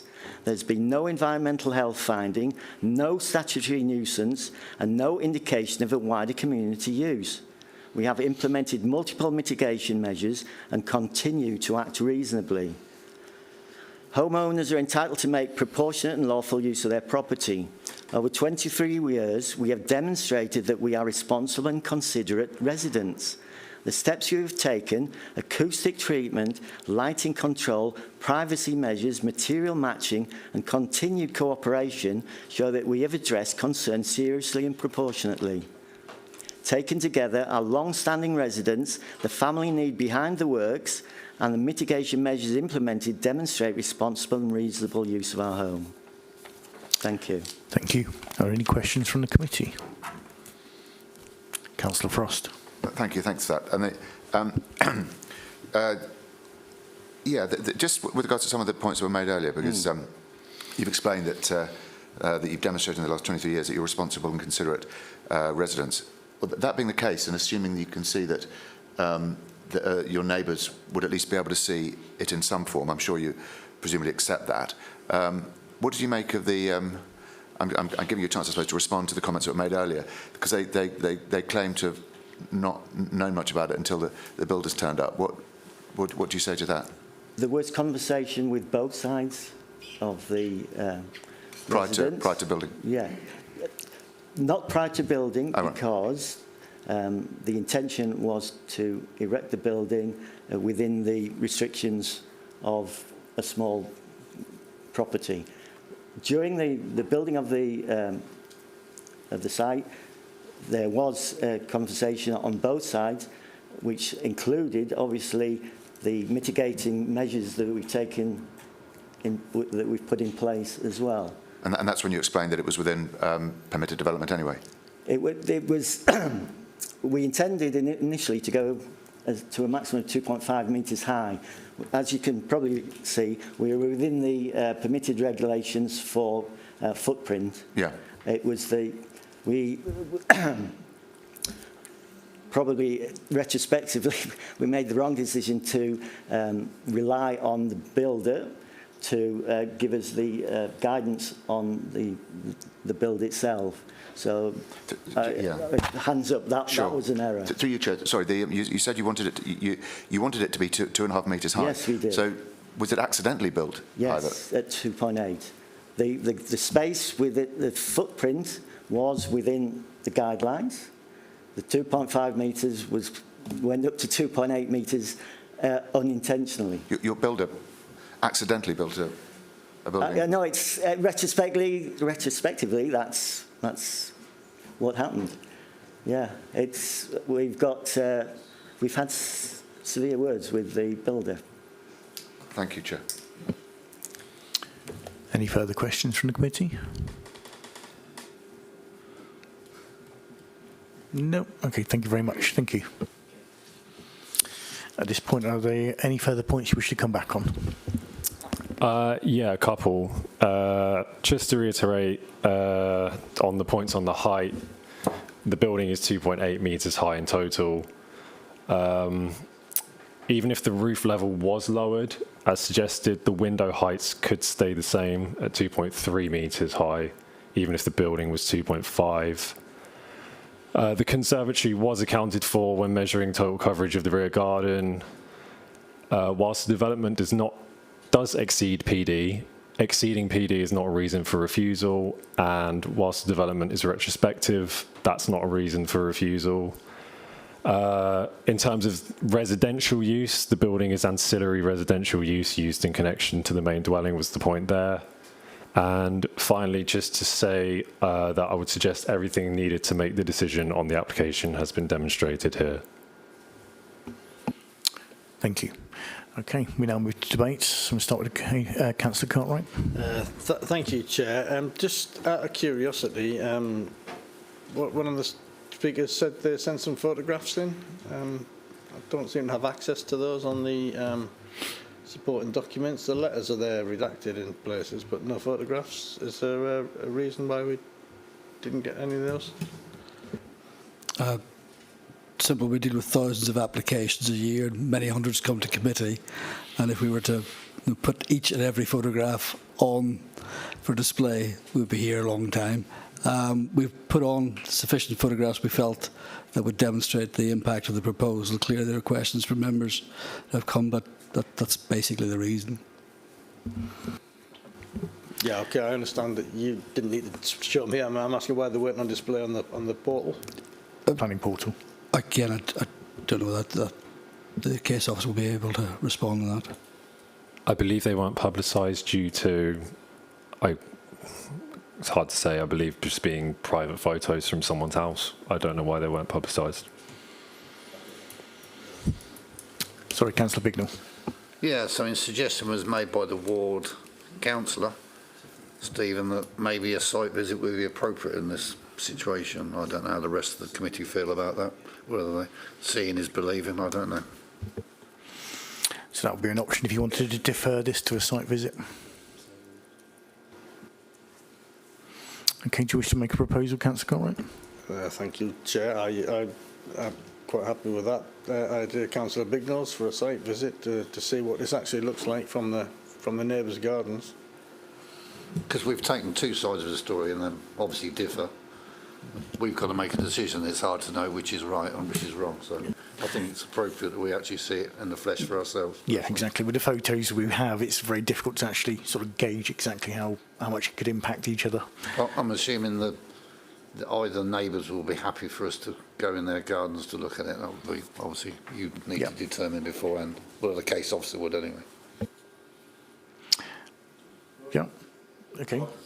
Eco proposes to defer to a site visit. Okay, and you second that.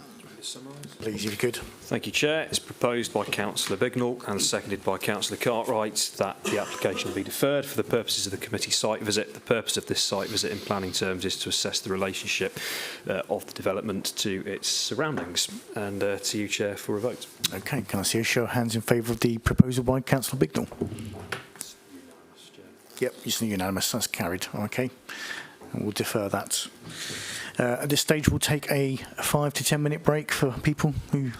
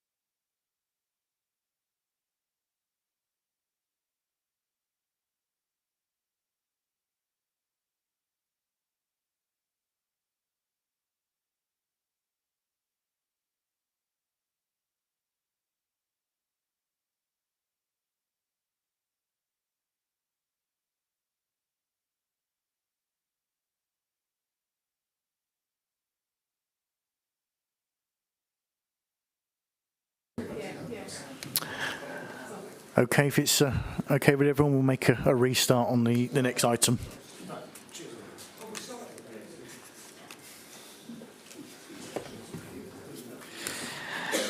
We're now moving on to item 9, which is 21 Lower Street, Puri End, sorry. Thank you, Chair. My name's Alex Powell. I'm the planning officer. The application 21 Lower Street, Puri End is for a proposed pitch roof outbuilding to the rear to incorporate a hobby room and workshop. The site location plans. Application site is outlined in red and is located within Puri End. The application site is a 2-storey semi-detached residential dwelling and its associated garden space located on Lower Street. These are the site photos. The picture on the right depicts the proposed location of the outbuilding within the rear garden. The rear boundary behind the existing tree boundary is the garden of number 17, and to the east and southeast of the boundary are the neighbouring properties 25 and 31. The proposal will be approximately located 17 metres from the rear elevations of number 25 and number 31. And on the left-hand side, the picture depicts the remainder of the garden towards the western boundary, approximately 11 metres from neighbouring property 15A. These are the proposed floor plans, which show the extent of the proposed outbuilding. The proposed outbuilding would measure 7.3 metres in width, 5 metres in depth, and 4.8 metres in height, and would have a ground floor with a workshop hobby room for personal hobbies, with a toilet, and the first floor roof space would be used for storage. There would also be a canopy to the northwest elevation adjacent to the rear boundary that would be used for log storage. These are the proposed front and southeast elevations. The proposed outbuilding would provide one double door and one window on the front elevation and 2 windows on the southeast elevation. These, and next slide. These are the proposed northwest and northeast elevations. The proposed outbuilding will provide 2 roof lights on the northwest side elevation. These would be obscure glazed, which would be secured by condition if approved. The proposed outbuilding would be for personal use as a hobby room, workshop for projects such as model making and woodworking and an art studio, primarily on weekends. And these activities are considered low impact and incidental to the enjoyment of the dwelling. And given the nature of the proposed use and the separation distance from the neighbouring properties, it's not considered that the development would generate an unacceptable level of noise. So officers have considered the proposed development and considered the development would comply with the requirements of the development plan. As per set out in the officer's report, the plan officers therefore recommend the application for approval. Thank you. And I'll ask the committee if they have any questions for the planning officer. No? Oh, Councillor Bignell. If you go back to the picture before, sorry, the diagram before. No, where you were. It showed 2 roof heights. You showed a roof height, now next one there, and there's a dotted roof height. Could you explain that, please, officer? Yeah, there was an amended proposal received. The original application proposed the outbuilding at a height of 5.8 metres, which has been reduced to 4.8 metres as depicted in the elevation plan. Have you got a height of the first floor internally? No, I don't know the internal height of the first roof space. You've got to have a minimum height between the first floor and the roof eaves, haven't you? Which I believe is 2.4 metres. So is that actually going to fit in there? I don't know off the top of my head, I'm afraid, but the roof space is just to be used for storage. Yes, but it's at the top of the stairs and it's a usable space where human beings are going, so it has to be a certain height. We do have the applicant here, so you can always ask the question to the applicant. Well, I thought the officer might have known. Okay. Councillor Cartwright. Yes, Chair, I was going to say it looks like from the floor to the ceilings 2150, so that's what, 2.15 metres. So it's a little lower, isn't it? Just over 6 foot. Okay. Any further questions for the planning officer? Councillor Frost. Just back to Councillor Bignell's point. Since we have to judge each application on its own merits, why would you show the previous iteration? Are we supposed to take any? Yeah, the dotted line. What are we supposed to take any notice of that? Through you, Chairman. No, it's simply an indication that the application's been amended during the course of the application discussions and process, and what's before you is obviously what's in the solid line, not the dotted line. And in terms of what's happening in the roof space, I mean, that's simply a storage space for use by the applicants as they choose to see fit. I take the point, if this was being used or being subject to building regulations, and there may be some requirements, if that then impacted on the application, we would have to, the applicants may need to consider resubmissions or whatever, but what's before you is what's before you, which is a 4.8 metre high building, outbuilding, for use ancillary and incidental to the enjoyment of the dwelling. Thank you, through you, Chair. That's not all that's before us. We've also got the benefit, I suppose, of a little bit of history bolted on, haven't we? Thank you. Any further questions? No. Okay, thank you. We'll now move on to the public speaking in the following order. John Mortar, a local resident.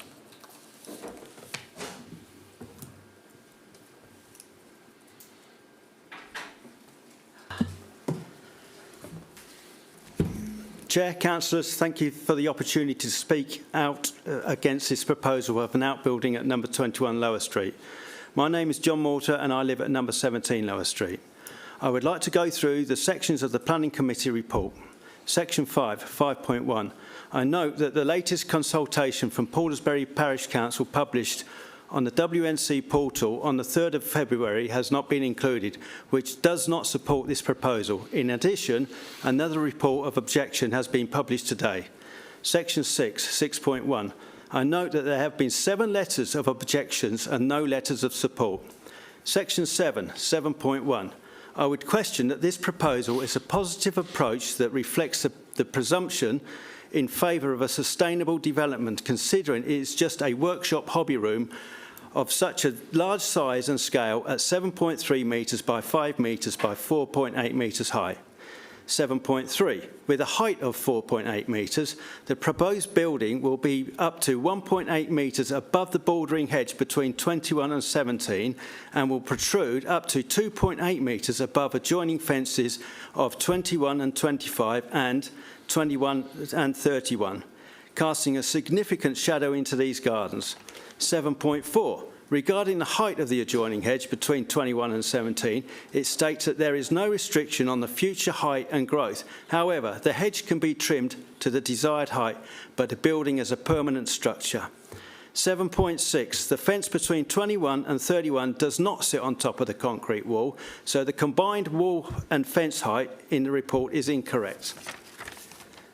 7.11. The opening fire escape windows on the roof will cause a loss of privacy to number 17 main garden, according to SS2. I am also concerned that these could be converted to a dormer window and therefore increasing additional living space. House number 23 and 21 are one and the same. It should read number 25. This proposal will result in overshadowing, loss of outlook and overlooking from the 2 ground floor windows into the back garden of number 25 Hafford and not the applicant's garden as stated in the report. 7.15. This statement suggests that this building is being prepared for permanent habitation. 7.18. I do not believe that the workshop room will protect and enhance the environment. 7.20. I believe that the use of this building at such a size and height is overbearing and not sympathetic to local character, especially as it impacts surrounding neighbours' back gardens. 7.23. This states that it is of a modest scale and design. This workshop hobby room has the same floor area as my own house. 7.28. This states that it is incidental to the enjoyment of the existing dwelling and would not increase the requirement for parking provisions. As this workshop hobby room for incidental use to the main dwelling, it appears to be excessive in height and size with the inclusion of a WC.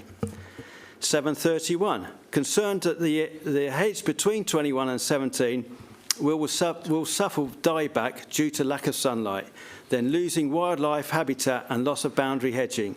I believe this should be reviewed independently for loss of biodiversity and impact on bats. 733, concerned with the wording of not intended for habitable use. Additional comments. If approved, I assume the construction traffic management plan will be drawn up in light that Lower Street is a restricted access through road and construction will conform to residential working hours. It is noticed on the drawing that the proposed building is shown as being below ground level, as stated on the drawing, but there is no indication how far below ground level it will be. This structure has a big visual impact on number 25, but has no visual impact on number 21, the applicant. The report confuses house numbers 23 and house numbers 25, Hafford, so is incorrect. The planning meeting report has several inconsistencies and is incorrect in places. In conclusion, the neighbours are not against the building of a garden workshop hobby room if it is within keeping with surrounding garden structures of a single storey with no WC and has no impact on surrounding neighbours, which seems to be a reasonable compromise for all parties. If you are inclined to approve, I would suggest you visit the site first. I thank you for listening to my concern and respectfully request that planning permission be refused. Thank you. Thank you. Are there any questions from the committee? Councillor Very Frost. quick. Thank you.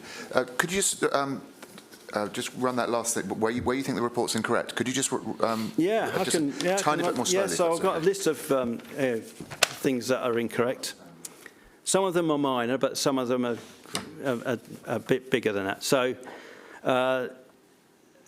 it states that this is a two-storey building. This is a three-storey building plus a basement, which is the main dwelling.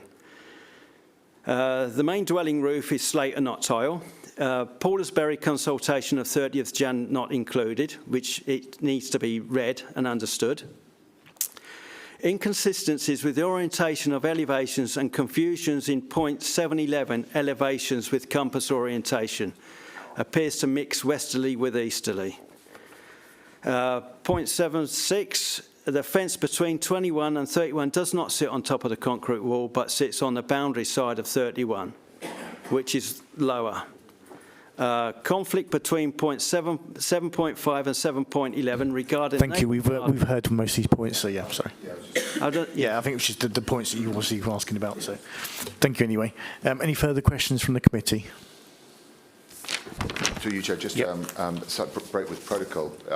Would it be, what's your view about, and the committee's view, some of these points about inaccuracies, should we address those now, or would you rather we wait until the end? We'll bring these to debate, so we'll then. Okay. Any further questions? No, thank you very much. Thank you. I now call on Cherry Greenwell, a local resident.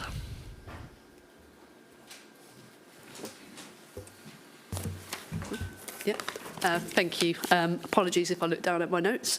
Just want to say thank you for listening and giving up your time, Chair, councillors, and giving me this opportunity to speak. I'm Kerry Greenwell and I live at Happard, so the neighbouring property that will have the biggest impact on this proposed building.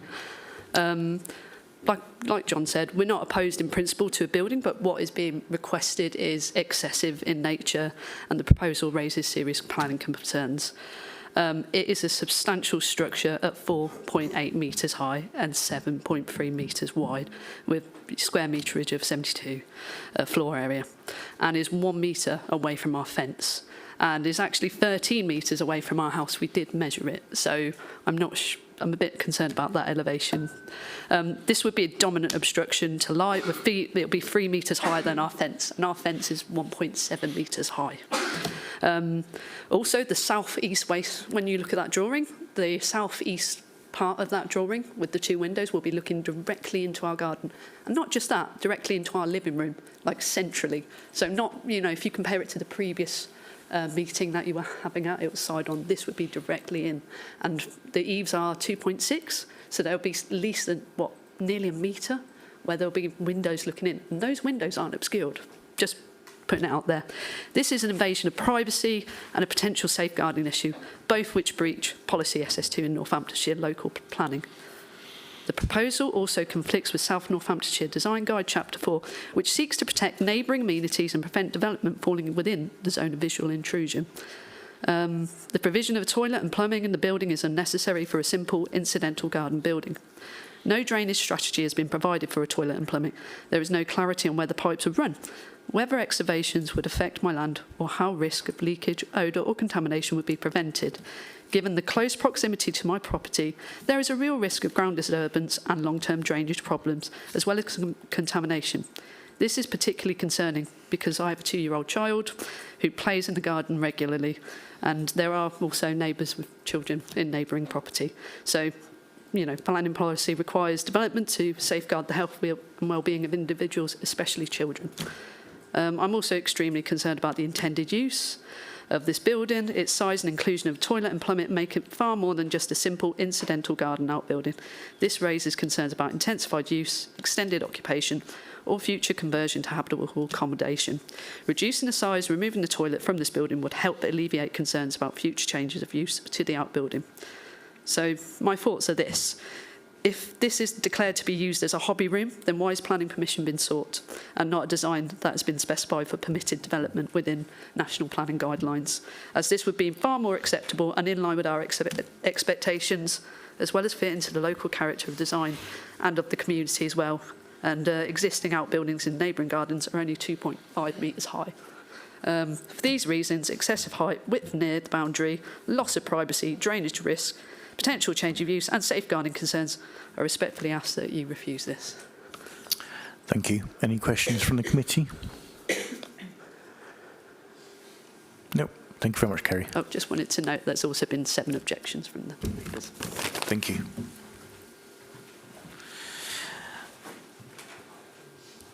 You're going to read that one out, yeah? Okay, we have a statement from Councillor Ivan Dabbs, who's the local ward member.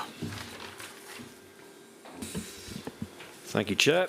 There are 5 pieces of paper here, although 3 of them contain plans, so I'm not hiding anything. This is the statement of Councillor Ivan Dabbs, local ward member for Deanshanger and Paulsbury.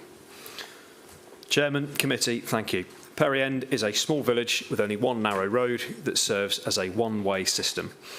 7 objections have been submitted, and in a place this size, that is a large proportion of the whole community. If we ask residents for their views, then we should listen to them and act on them. I won't repeat the policy points already covered. Instead, I'd like to speak from practical experience. I work in construction, so I understand what it actually takes to build something like this.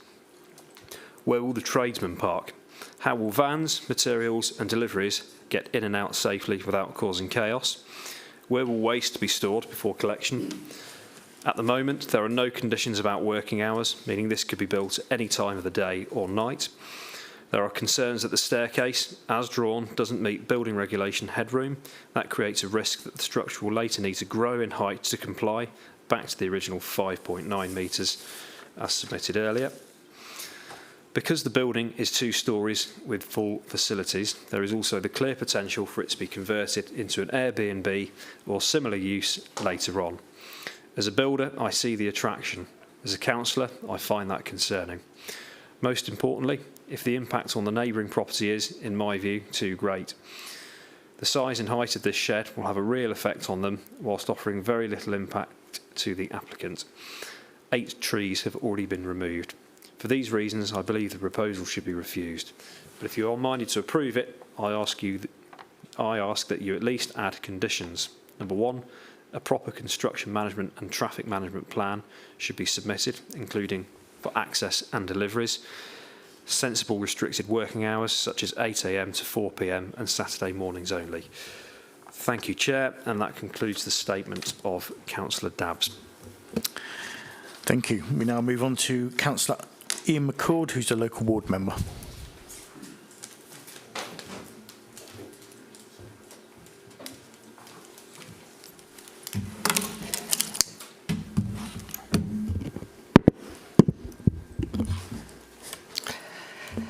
Thank you, Chairman. Colleagues, before addressing the application itself, I must first correct the factual inaccuracy within the officer's report.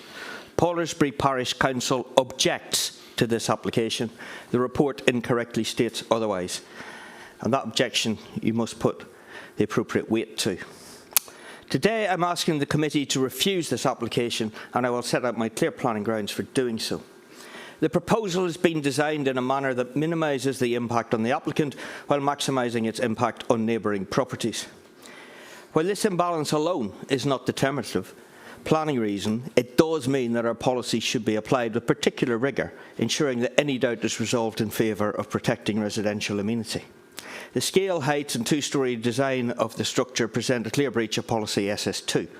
Its massing and proximity to neighbouring gardens and dwellings would result in loss of outlook, overshadowing and an unacceptable sense of dominance. Policy S10 requires development to be sympathetic in scale and to avoid harm. An outbuilding of this height and bulk is simply not sympathetic to its residential setting. Overall, the proposal constitutes overdevelopment, fails to maintain appropriate spacing and harms neighbourhood amenity, contrary to Part 2 policies on character, design, quality and residential protection. Given its location within the back garden, it also amounts to backland development and must therefore comply with GS4, which requires such development to be subordinate to avoid overbearing impacts, to protect neighbour amenity and respect the prevailing character and development pattern. And this proposal fails on every count. It is not subordinate, its massing approaches that of a small dwelling, it creates an overbearing presence with significant impacts on neighbours, it disrupts the established pattern of modest single-storey garden structures. Additional relevant guidance can be found in the South North Hants Design Guide and Polisbury and Perry End Village Design Statements. The design statements guide minimum separation distance are not achieved here, and the village design statement clearly expects garden buildings to be modest, subordinate, single-storey and in keeping. This proposal is none of those things.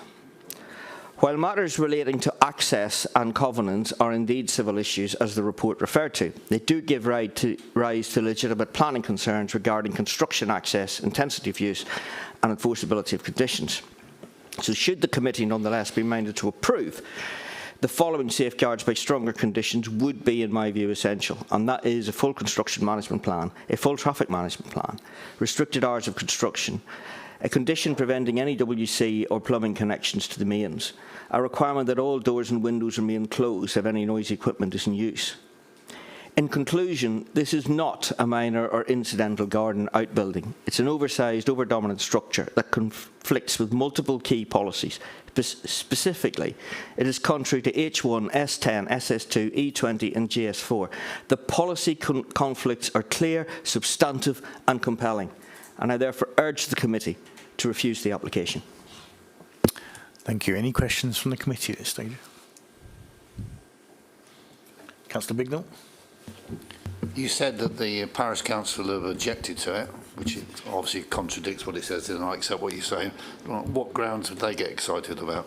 Much the same as I've outlined. They're concerned about the massing. They originally gave it a no comment, and then after well, I think it was when they were reconsulted on the height, they then took a deeper interest in it and then came back and said they were not objecting, which is on the website. So the two are there, the no objection and then the objection. It's just the report doesn't reflect that? Yeah? No. Okay, thank you. But the current position is to object. Any further questions? Councillor Bignell. You spoke about covenants and things. What were you referring to? Well, my understanding is that little narrow strip to the left of number 17 has covenants on it, restricting it to pedestrian and use and person with barrow. Is that a footpath, is it, or what? I'm not entirely sure what its status is. I think it is. Okay. You'd probably better to speak to the residents or maybe the applicant if they're around. But I don't think it's a public footpath, but it's an access way with, I believe, restricted covenants. It seems connected to the applicant's land, so it doesn't look like a public footpath. No, I don't think it's a public footpath, but I think it's a shared access way with the other people that lead up and then leads beyond that up to other gardens and things. Thank you. So. Again, through you, Chairman, members are well aware that covenants are not don't fall within the remit of the planning authority in terms of making decisions. No, and I understand, but just to make it clear for the benefit of members and those also listening to the debate, covenants are not within the remit of the planning authority. I've made that clear too, but my understanding is it restricts it to pedestrian use and person with a barrow, which is fine, but the planning issue that it does then raise is how do you get materials in and out without causing issues with traffic? Because at this point, it's all narrow. Perry End is very narrow. 3-point turns with large vans or trucks will be a challenge. I'm not saying impossible, but it would be a challenge. So we need to be careful that there isn't a traffic issue, even stopping for an hour while you're picking something up or putting something down. So those are the things where I think it needs to be fully thought through. Should the committee be persuaded to approve? Any further questions? No, thank you. We now have David Barnes, who is the applicant.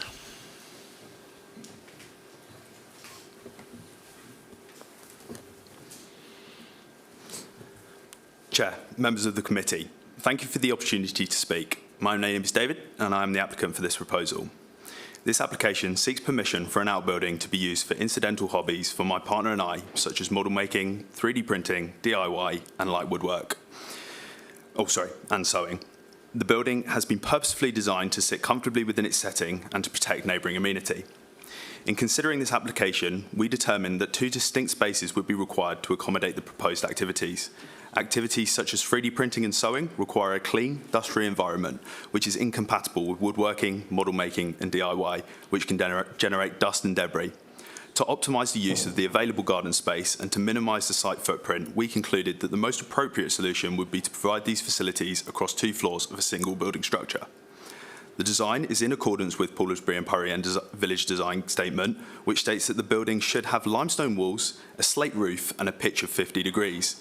The proposal has been reduced to 47 degrees from the initial design in order to accommodate a lower total ridge height following the neighbours' comments on the initial application.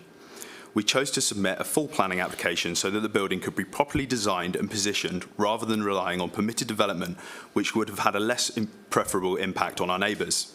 I will now address the main planning concerns raised. First, residential amenity, including loss of light and overbearing impact. The proposed building has an eaves height the same as a single-storey building, with the second storey only being within the roof space. Given the fall in ground level over the site, the ridge height of 4.8 metres measured from the lowest point on the plot is comparable to what could be achieved through permitted development, which measures from the highest point on the plot. Therefore, the only material difference between this application and one that could be completed through permitted development is the distance to the boundaries being at 1 metre at a minimum. The proposal is positioned a minimum of 17 metres away from the closest habitable windows and, as outlined in the report pack, is considered to be in line with the requirements of Chapter 4 of the South Northamptonshire Design Guide. Using the 25-degree rule from the line of sight from the nearest habitable window, the building could have had a ridge height over double our proposal. Due to its position, it does not result in any loss of daylight to neighbouring properties, nor will it appear overbearing being at the end of gardens rather than alongside or overlooking. It is designed to be a subordinate garden building, not a dominant or intrusive feature. While permitted development rights could have been exercised, this would result in a building closer to neighbouring windows, from higher ground and with a greater visual impact. Submitting this application has allowed the building to be positioned more discreetly, particularly when viewed alongside the existing 4-metre hedge and building to the north. Second, noise. The use is incidental to the dwelling and involves common domestic hobbies already undertaken in the house and garden. There is no commercial use proposed, no industrial machinery, and no increase in traffic, parking demand, or visitors. The solid limestone construction and internal insulation further reduce any potential noise impact compared to a lightweight structure. Third, function use and future intensification. Planning conditions can restrict the building to purposes incidental to the enjoyment of the dwelling house. This ensures that the proposal remains fully compliant and controllable, and I am happy with these restrictions if it pleases the committee. The plot remains predominantly open garden space. The outbuilding occupies only 5.3% of the total property and less than 9% of the rear garden, retaining ample private amenity and clearly demonstrating that the development is proportionate. Its traditional materials and scale preserve the character of Purry End and are in keeping with many other outbuildings in the area. In summary, this is a carefully considered proposal that respects its context, protects neighbouring amenity and accords with local and village design guidance. We strongly believe that our architect has designed an outbuilding in keeping with the village and with a minimum impact on our neighbours. Whilst I have answered the main objections, I maintain that the majority of these relate to activities undertaken within the building, which will continue to occur whether this application is approved or refused. For these reasons, I respectfully ask the committee to grant planning permission and welcome any further questions. Thank you. Thank you. Any questions from the committee? Councillor Bignell. Yes, I've just been told by the Chief Planning Officer here that upstairs was for storage only. You tell me it's now a dust-free environment for sewing. There seems to be a bit of a contradiction there. So it will be used to store sewing materials, which are like to be kept clean. Otherwise, this can severely impact them. So you're going to use those dust-free stuff downstairs in a dusty environment, then, yeah? No, they'll be used inside the dwelling house. It's not the way you present it, then. Okay. Any further questions from the committee? Councillor Furman. Thank you. Purely for my understanding, that's all. You put the outbuilding there, why couldn't it go to the left where it's non-intrusive?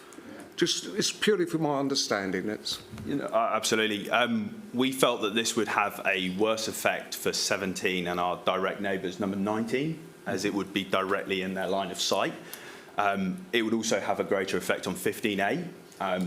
We absolutely could have put the building there under our permitted development rights, as it would have been further than 2 metres away from the boundary, and we could have still done the 4 metres high, but we felt that by putting it in that corner, it was going to be the least impact on all of our neighbours. Thank you. Councillor Bignell. Yes, but it has a direct influence on Hafford. You're looking straight down the garden with 2 windows straight into Hafford. Is that an acceptable way of putting it? We deemed it the most appropriate position. If you deem differently, we're happy to listen to a proposal. But well, we're not here to design things for you. We're here to see what's in front of us. I'm saying what's in front of us looks straight in at Hafford. I think it's ridiculous. Absolutely, and that's what we presented. Yeah. Councillor Frost. Yeah, just building on that. I'm sorry. Can we just get to the nub of this? If it was I don't know, an inch or two to the southwest, it would obstruct your view, wouldn't it? It would be further away from the other houses. I mean, can we just can we get this out in the open a little bit? Yeah. It actually wouldn't. There's a 4 metre high hedge, which would sit in front of, so it would just block the view of the hedge. But yeah. Which begs the question, what? Oh, no. Okay, thank you. Yeah, sorry. And any further questions? Nope. Okay, thank you. Thank you.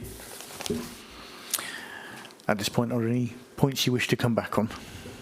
Thank you, Chair. Yeah, just with regards to the objection from the Parish Council, that the initial objection was the initial comments were no objection, which is included in the officer report.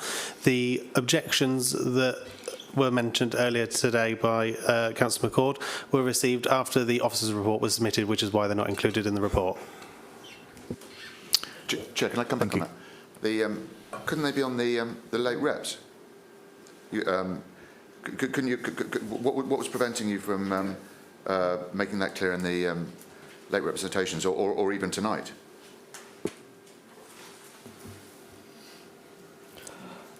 Again, I don't know when the comments were received. If they were received after the deadline for the addendum, then they wouldn't have appeared on the addendum. That would be the case.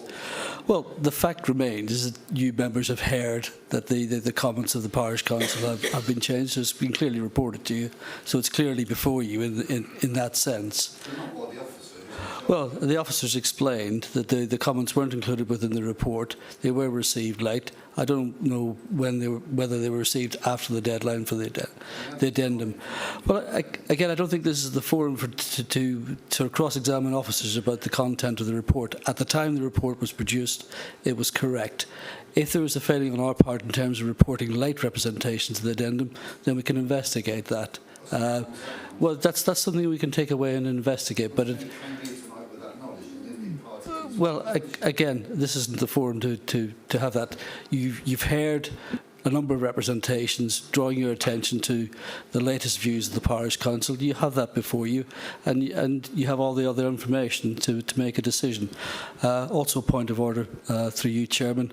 I'm not the Chief Planning Officer. I'm a team leader for the North team, for the Development Management team. I meant more senior.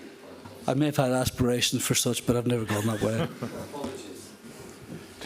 Chair, are there any, just to give Eamon the chance to sort of extend on this, is there any other inaccuracies that or factual things that need correcting that we weren't made about? That now's a good time to say it, I think. Well, again, not that I'm aware of. I mean, I haven't produced the report, but clearly at the time it was writing, the officers considered it to be factually correct. You've heard comments for and against the application. The proposals before you. You're perfectly entitled to take your views in terms of what you want to decide to do, whether that's to defer for a site visit and go see it for yourselves, or to refuse the application, or to accept officers' recommendation. That's the ball's in your court. Councillor Ware. Would you be kind enough, Eamon, to pop the elevation slide back up? That one, thank you. So could you just confirm for me it's the southeast elevation that is facing Hafford Garden? Is that correct? Yes. Okay. And you're saying that those windows will be obscured? It is the proposed roof lights on the opposite side that will be obscured. There is no plan for those windows to be obscured submitted. So the fenestration plan as it stands does allow for people to look through those windows into Hafford's garden. Is that correct? Again, through you, Chairman. Yeah, I mean, you've heard the representations and the concerns about the orientation of the building, its relationship to the adjoining neighbour, and the relation. There are boundary treatments. What you don't have before you is a section showing what the relationship would be vis-à-vis the boundary fencing and the heights of the windows. Again, those are sort of elements of concern that you may wish to witness for yourself on site, or to take a view that based on what's before you is unacceptable. That's entirely your ballgame. Equally, you could take a view that if you were minded to approve the application, you could condition that and require those windows to be fixed and obscure glazed. So there's all sorts of options before you in terms of how you move this thing forward. Councillor Cartwright. Thank you, Chair.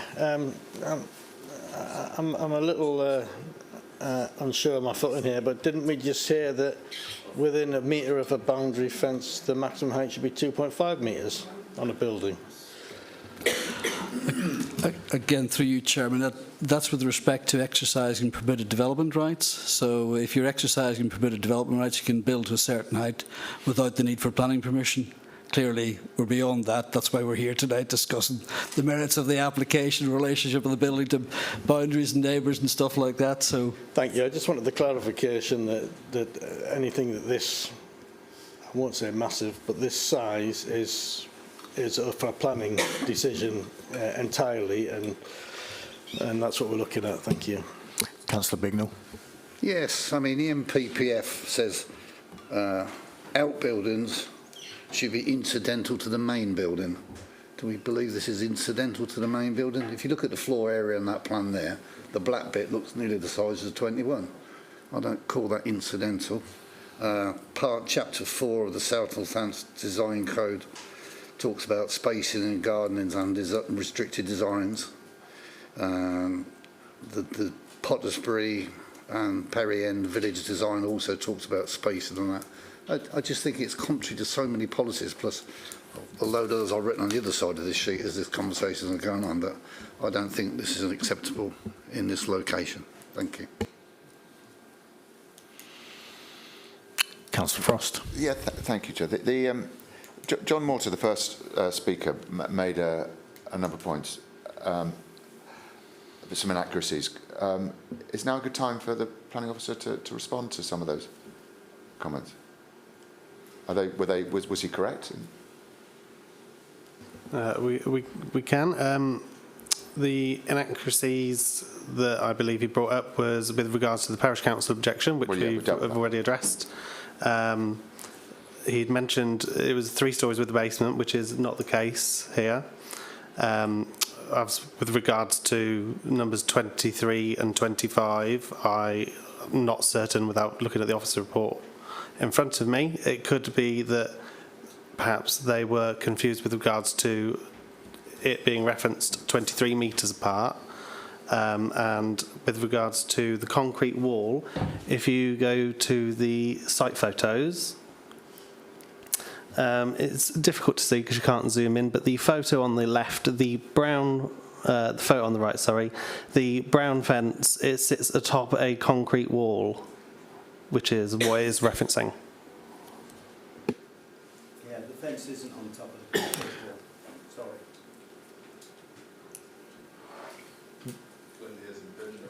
No calling out, please.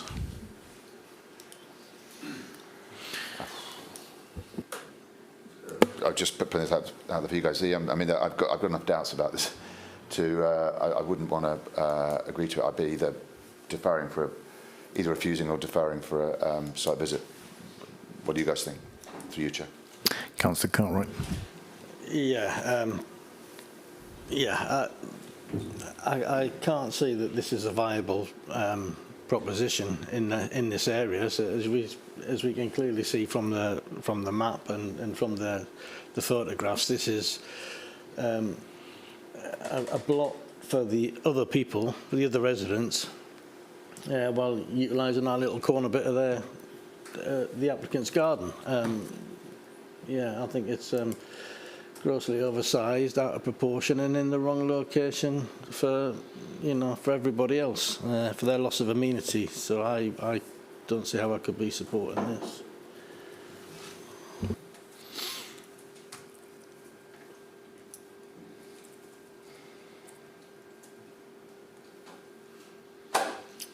So Councillor Bignell. we're talking policy SS2 on scale and massing, are we? S10 in not being sympathetic. Is this a proposal? No, I'm just still in a debate mode, to be honest. Let's just see what I was thrown in. This is just sort of random numbers that's up there. Well, at the same time, if we're going to follow a refusal, we've got to have some proper policy reasons to do it. That's what I was just throwing some policies out there, that was all. Was that a question? So was that a question? No, I mean, I think you're free to speculate and debate, etc. And I think that's perfectly fine, and that's a legitimate and good exercise. So we are moving to making a proposal then. Well, I'm happy to make a proposal, if nobody else wants to make a proposal. The refuse permission on scale, mass and sizing against SS2, S10 not sympathetic, in PPF where it says that buildings should be incidental to the main building. Chapter 4 of the SNC design guide in terms of garden sizes, spaces and design. Amenities and neighbours. Okay. Anything else? Do we have a seconder? Councillor Cartwright. Thank you, Chair. I will attempt to summarise this current position before we proceed to a vote. With respect, Richard, before you do, is there any other policy that anybody else has got? That was all. Because we'd like to make a coherent case of it, that was all. Or, no? Okay. No, Through you, Chair. Okay. And obviously I'll defer to my planning colleagues for any guidance on specific policies, but your proposal is to refuse the application contrary to the case officer's recommendation on the grounds that the proposal, by reason of its size, scale and massing and impact on residential amenity and failure to accord with its surroundings, is contrary to policy SS2 and policy S10 of the South Northamptonshire Local Plan Part 2 and Chapter 4 of the SNC Design Guide for Paulsbury and Perry End. Does that adequately summarise your proposal? Just a correction there, S10 is actually the West Northampton Joint Course Strategy, not the... Yes, S10 is the West Northamptonshire Joint Course Strategy, not the Local Plan Part 2. So we've got SS2 of the Local Plan Part 2, S10 of the West Northamptonshire Joint Core Strategy, and Chapter 4 of the SNC Design Guide for Paulsbury and Perry End. Does that adequately summarise your proposal before we proceed to the vote? And do we have a seconder, Chair? Yep, we have Councillor Cartwright. Councillor Cartwright, over to you then for the vote. Okay, can we see a show of hands, please, in favour of Councillor Bignell's proposal? 1, 2, 3, 4, 5, 6, 10. Those against? Any abstentions? 1. 1, okay. And that's refused. Okay, and that's a refusal then.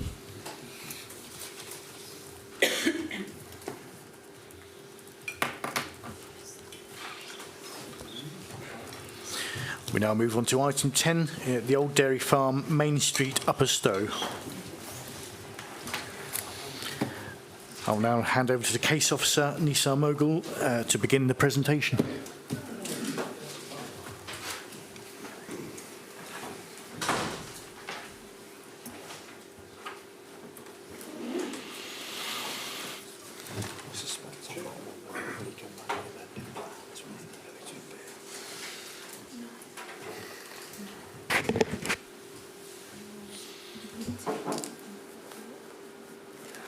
Thank you, Chair. The application relates to Old Dairy Farm, Main Street, Upper Stowe. The application before members is for the retention of a building for agricultural use with vehicle access, hard standing, and to also include the demolition of a welfare area to the rear of the existing building. The application before committee, application is before committee for reasons of transparency, as there is currently an enforcement notice to seize a B8 use and demolition of the building itself. But just to clarify and to confirm that the B8 use ceased in January 2024, so it is no longer in B8 use, and it then reverted to agricultural use as it is currently. Next slide. That's a slide down on the is the actual block plan. You can see there is a single-story element to the rear, which was used as part of the B8 use as a welfare facility, including toilets, a kitchenette, etc. So that is proposed to be demolished. Next slide, please. This slide actually shows the existing floor plan of the building as it currently exists. It has a total of 936 square metres, with the rear element being 72 square metres, which is the welfare area that is going to be demolished. Next slide. This basically just shows the elevations of the building as they currently exist. Next slide, please.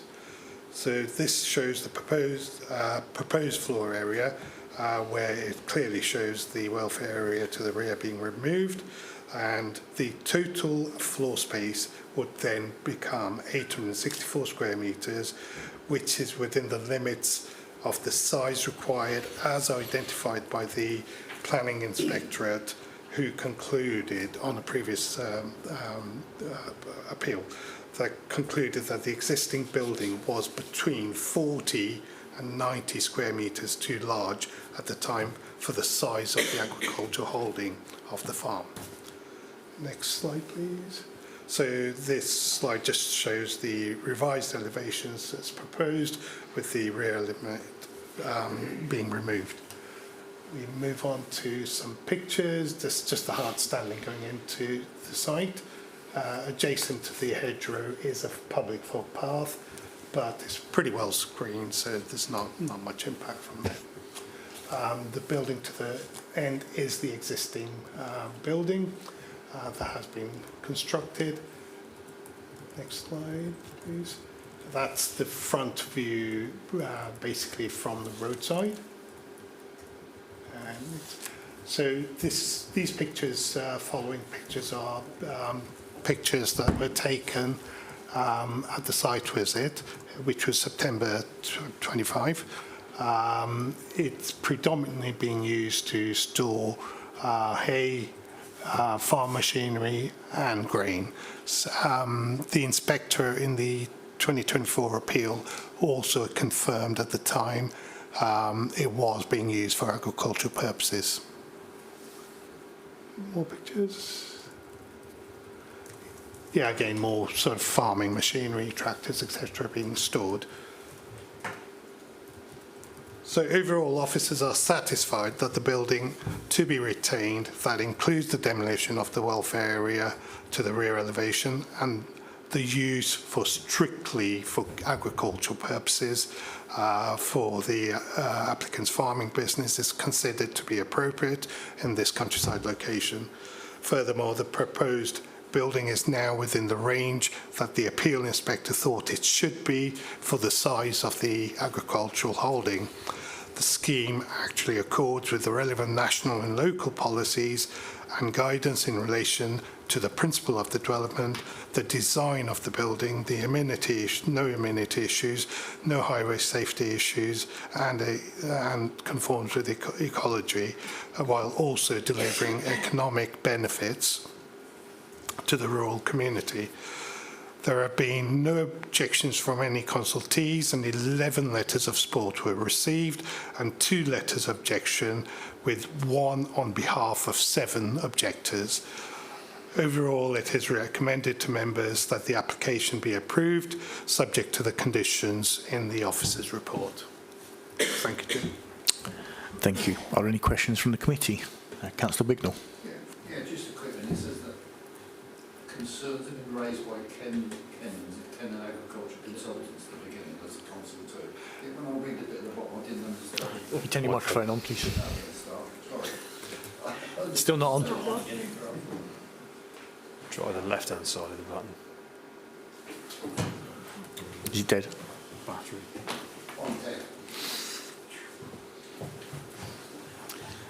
It's too much talking.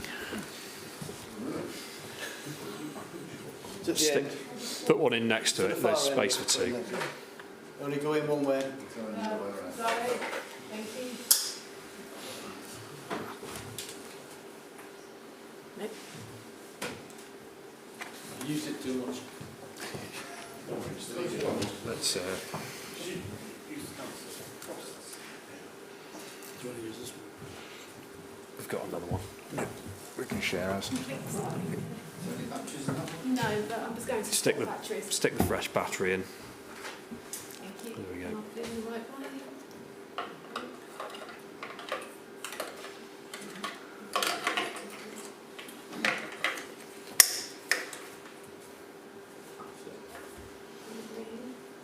It's a few seconds to warm up. Yeah, it takes time to prime and then bin that one off and then swap it with that one. Thank you.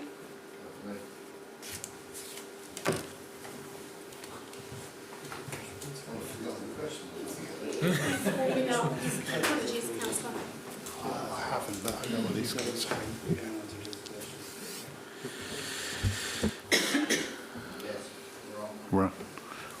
Yes, we're online. Good. Sorry, under consultation it says that Kern and Agricultural Consultants had raised concerns about the application. Well, I read the bit at the bottom, I didn't understand what their concerns were. Could you explain it, please, Nissa? Yeah, I think their main concern from their point of view was that the building was still too large for the size of the holding of the farm. But however, if you go with the appeal inspector's decision, basically the planning inspector concluded that if it was large, then the size of the holding, but only between 40 to 90 square metres larger. And this proposition actually reduces the overall size by 72, so it's really towards the 90 almost. So it's within the range the inspector thought would be suitable for agricultural use. Any further questions from the committee? Sorry, if it's so fine, then why was the enforcement team looking to The enforcement team was involved when the building was constructed, but wasn't used for agricultural purposes. It was actually initially used for B8 purposes, so storage and distribution sort of thing. That's where the enforcement team got involved. And following that, there was an application submitted to retain the the building and the B8 use, which was refused. Hence, went to appeal and got refused. Sorry? They lost the appeal, and that's where the enforcement notice for the demolition and cessation of the building was issued. That was appealed as well, but it was upheld at the time. So consequently, this application is now not for B8, it's for retention of the building as agricultural use, and it's also to reduce the size, overall size, to meet with the inspector's conclusion. Any further questions? Okay, we'll now move to public speaking in the following order. Hazel Izzard for the applicant.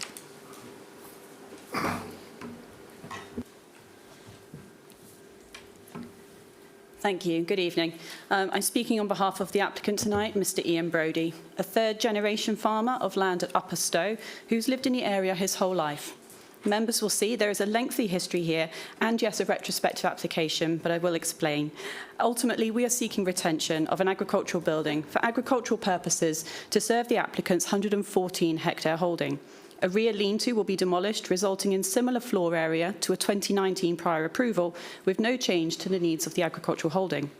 It was an oversight during COVID that the applicant constructed the building not in accordance with the approved plans, and it was a further naive and regrettable opportunity that led him to accept a commercial tenant to cover costs given the increasing challenges of farming. This resulted in an enforcement notice being served. That unlawful use has now ceased, and the building has been back in agricultural use for over 2 years now.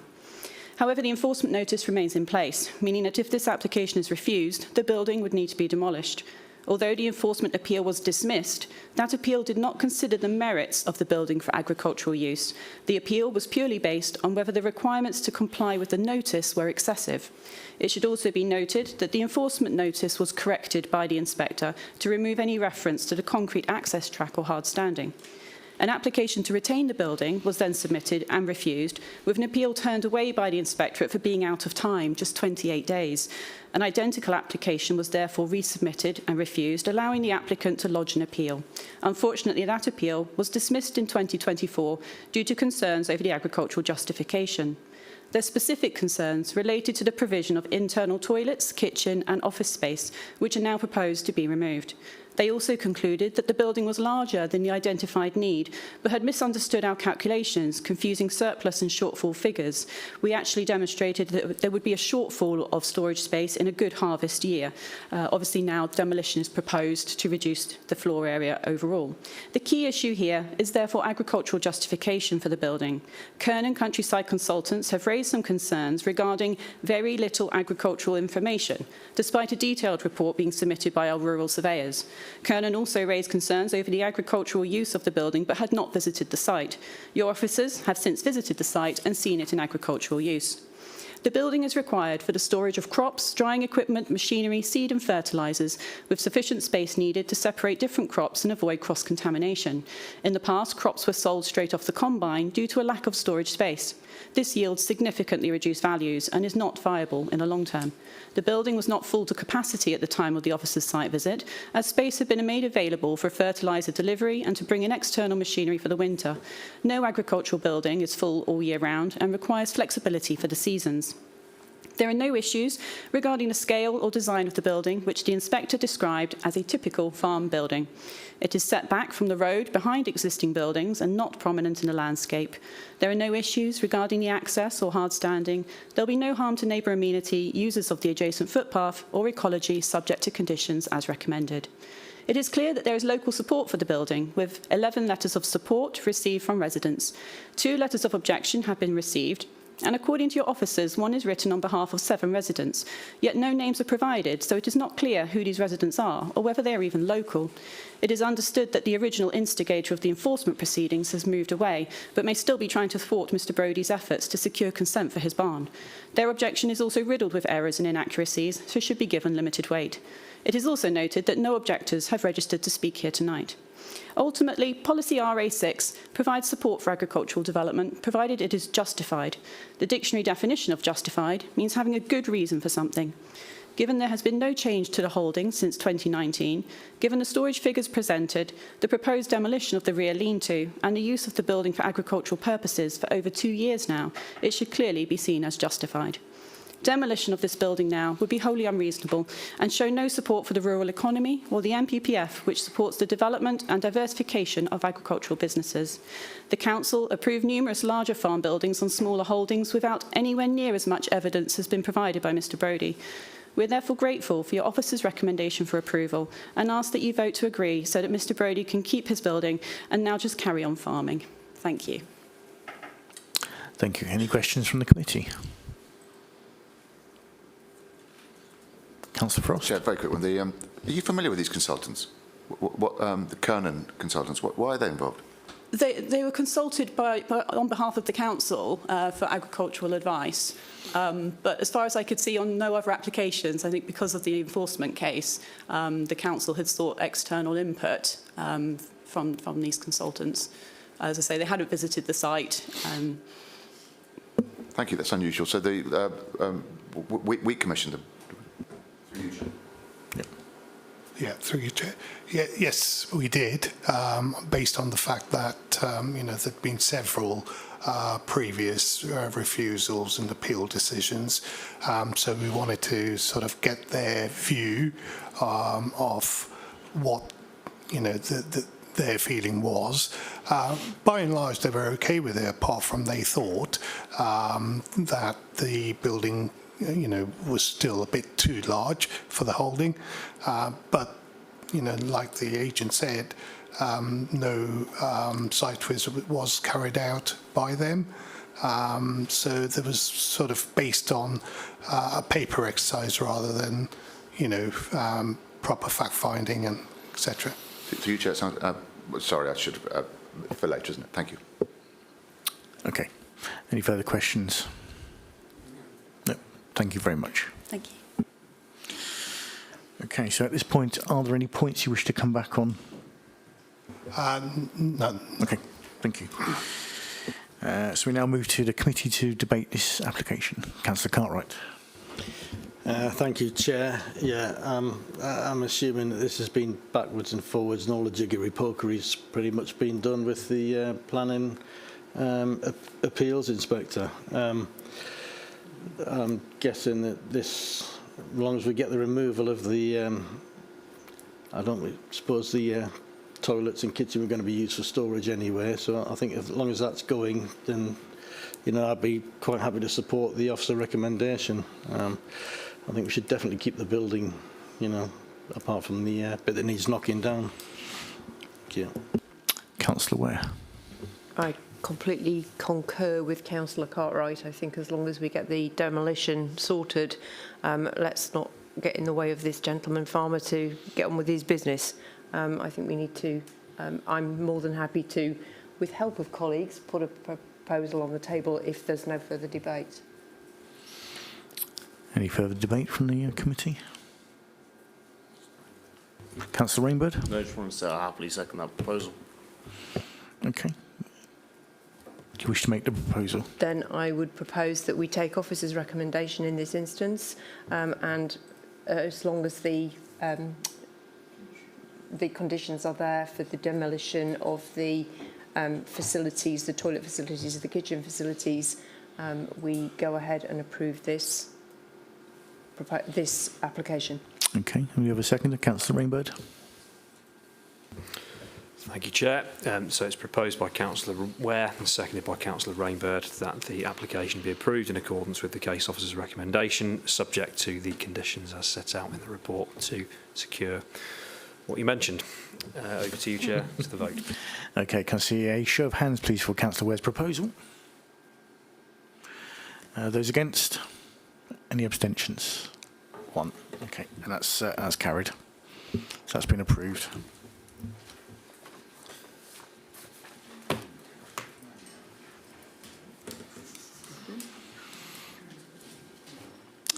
We now move on to item 11, which is Unit 1, Kingsfield Business Park, Northampton. I will now hand over to the case officer, Eamon McDowell, to begin the presentation. Thanks, Chairman. Application, as set out in the description, is a change of use of an industrial warehouse from use class B2, B8 to an indoor paddle court. For those of you familiar with that sport, it's a cross between squash and tennis on a little court indoors. A bit like real tennis back in the day, but before my time. Anyway, we'll progress. Site sits within an industrial estate. It's a long vacant industrial unit. The applicants inform us that they've been sought to market the unit but without success. And policy allows for alternative uses to be brought forward. And this is a use that we deem to be suitable and acceptable for this particular building. So for those of you, as I say, unfamiliar, the internals of the building will be laid out to provide the courts as shown, all inside, so there's no impact in terms of the exterior. Sufficient parking, again, externally, there's no particular significant alterations to the fabric of the building, and sufficient parking spaces provided to provide for all those willing to undertake such activities. Nothing else to add, Chairman. We're recommending it for approval. Thank you very much. Okay, thank you. Any questions for the officer? No. Okay, there are no public speakers for this one, so we should move straight to debate or proposal. Or Councillor Frost. Sorry, can you slow that down there? I propose we go with officers' advice. Yep. Okay. Can I see a seconder? Councillor Ware. Okay. Summarise. Thank you, Chair. It's proposed by Councillor Frost, seconded by Councillor Ware, that the application be approved in accordance with the officer's recommendation, subject, as usual, to the conditions and bits and bobs set out in the report. Thank you, Chair. Okay. Can I see a show of hands in favour of the proposal? That's unanimous. That's carried. Okay.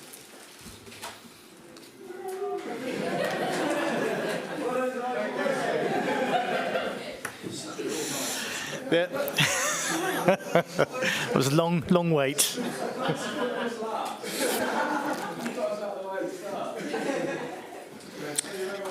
Thank you. Prefer pickleball myself. Okay, item 12, urgent business. There is none. So the next meeting is Thursday, the 5th of March in the Forum at Taster. Thank you. Good night.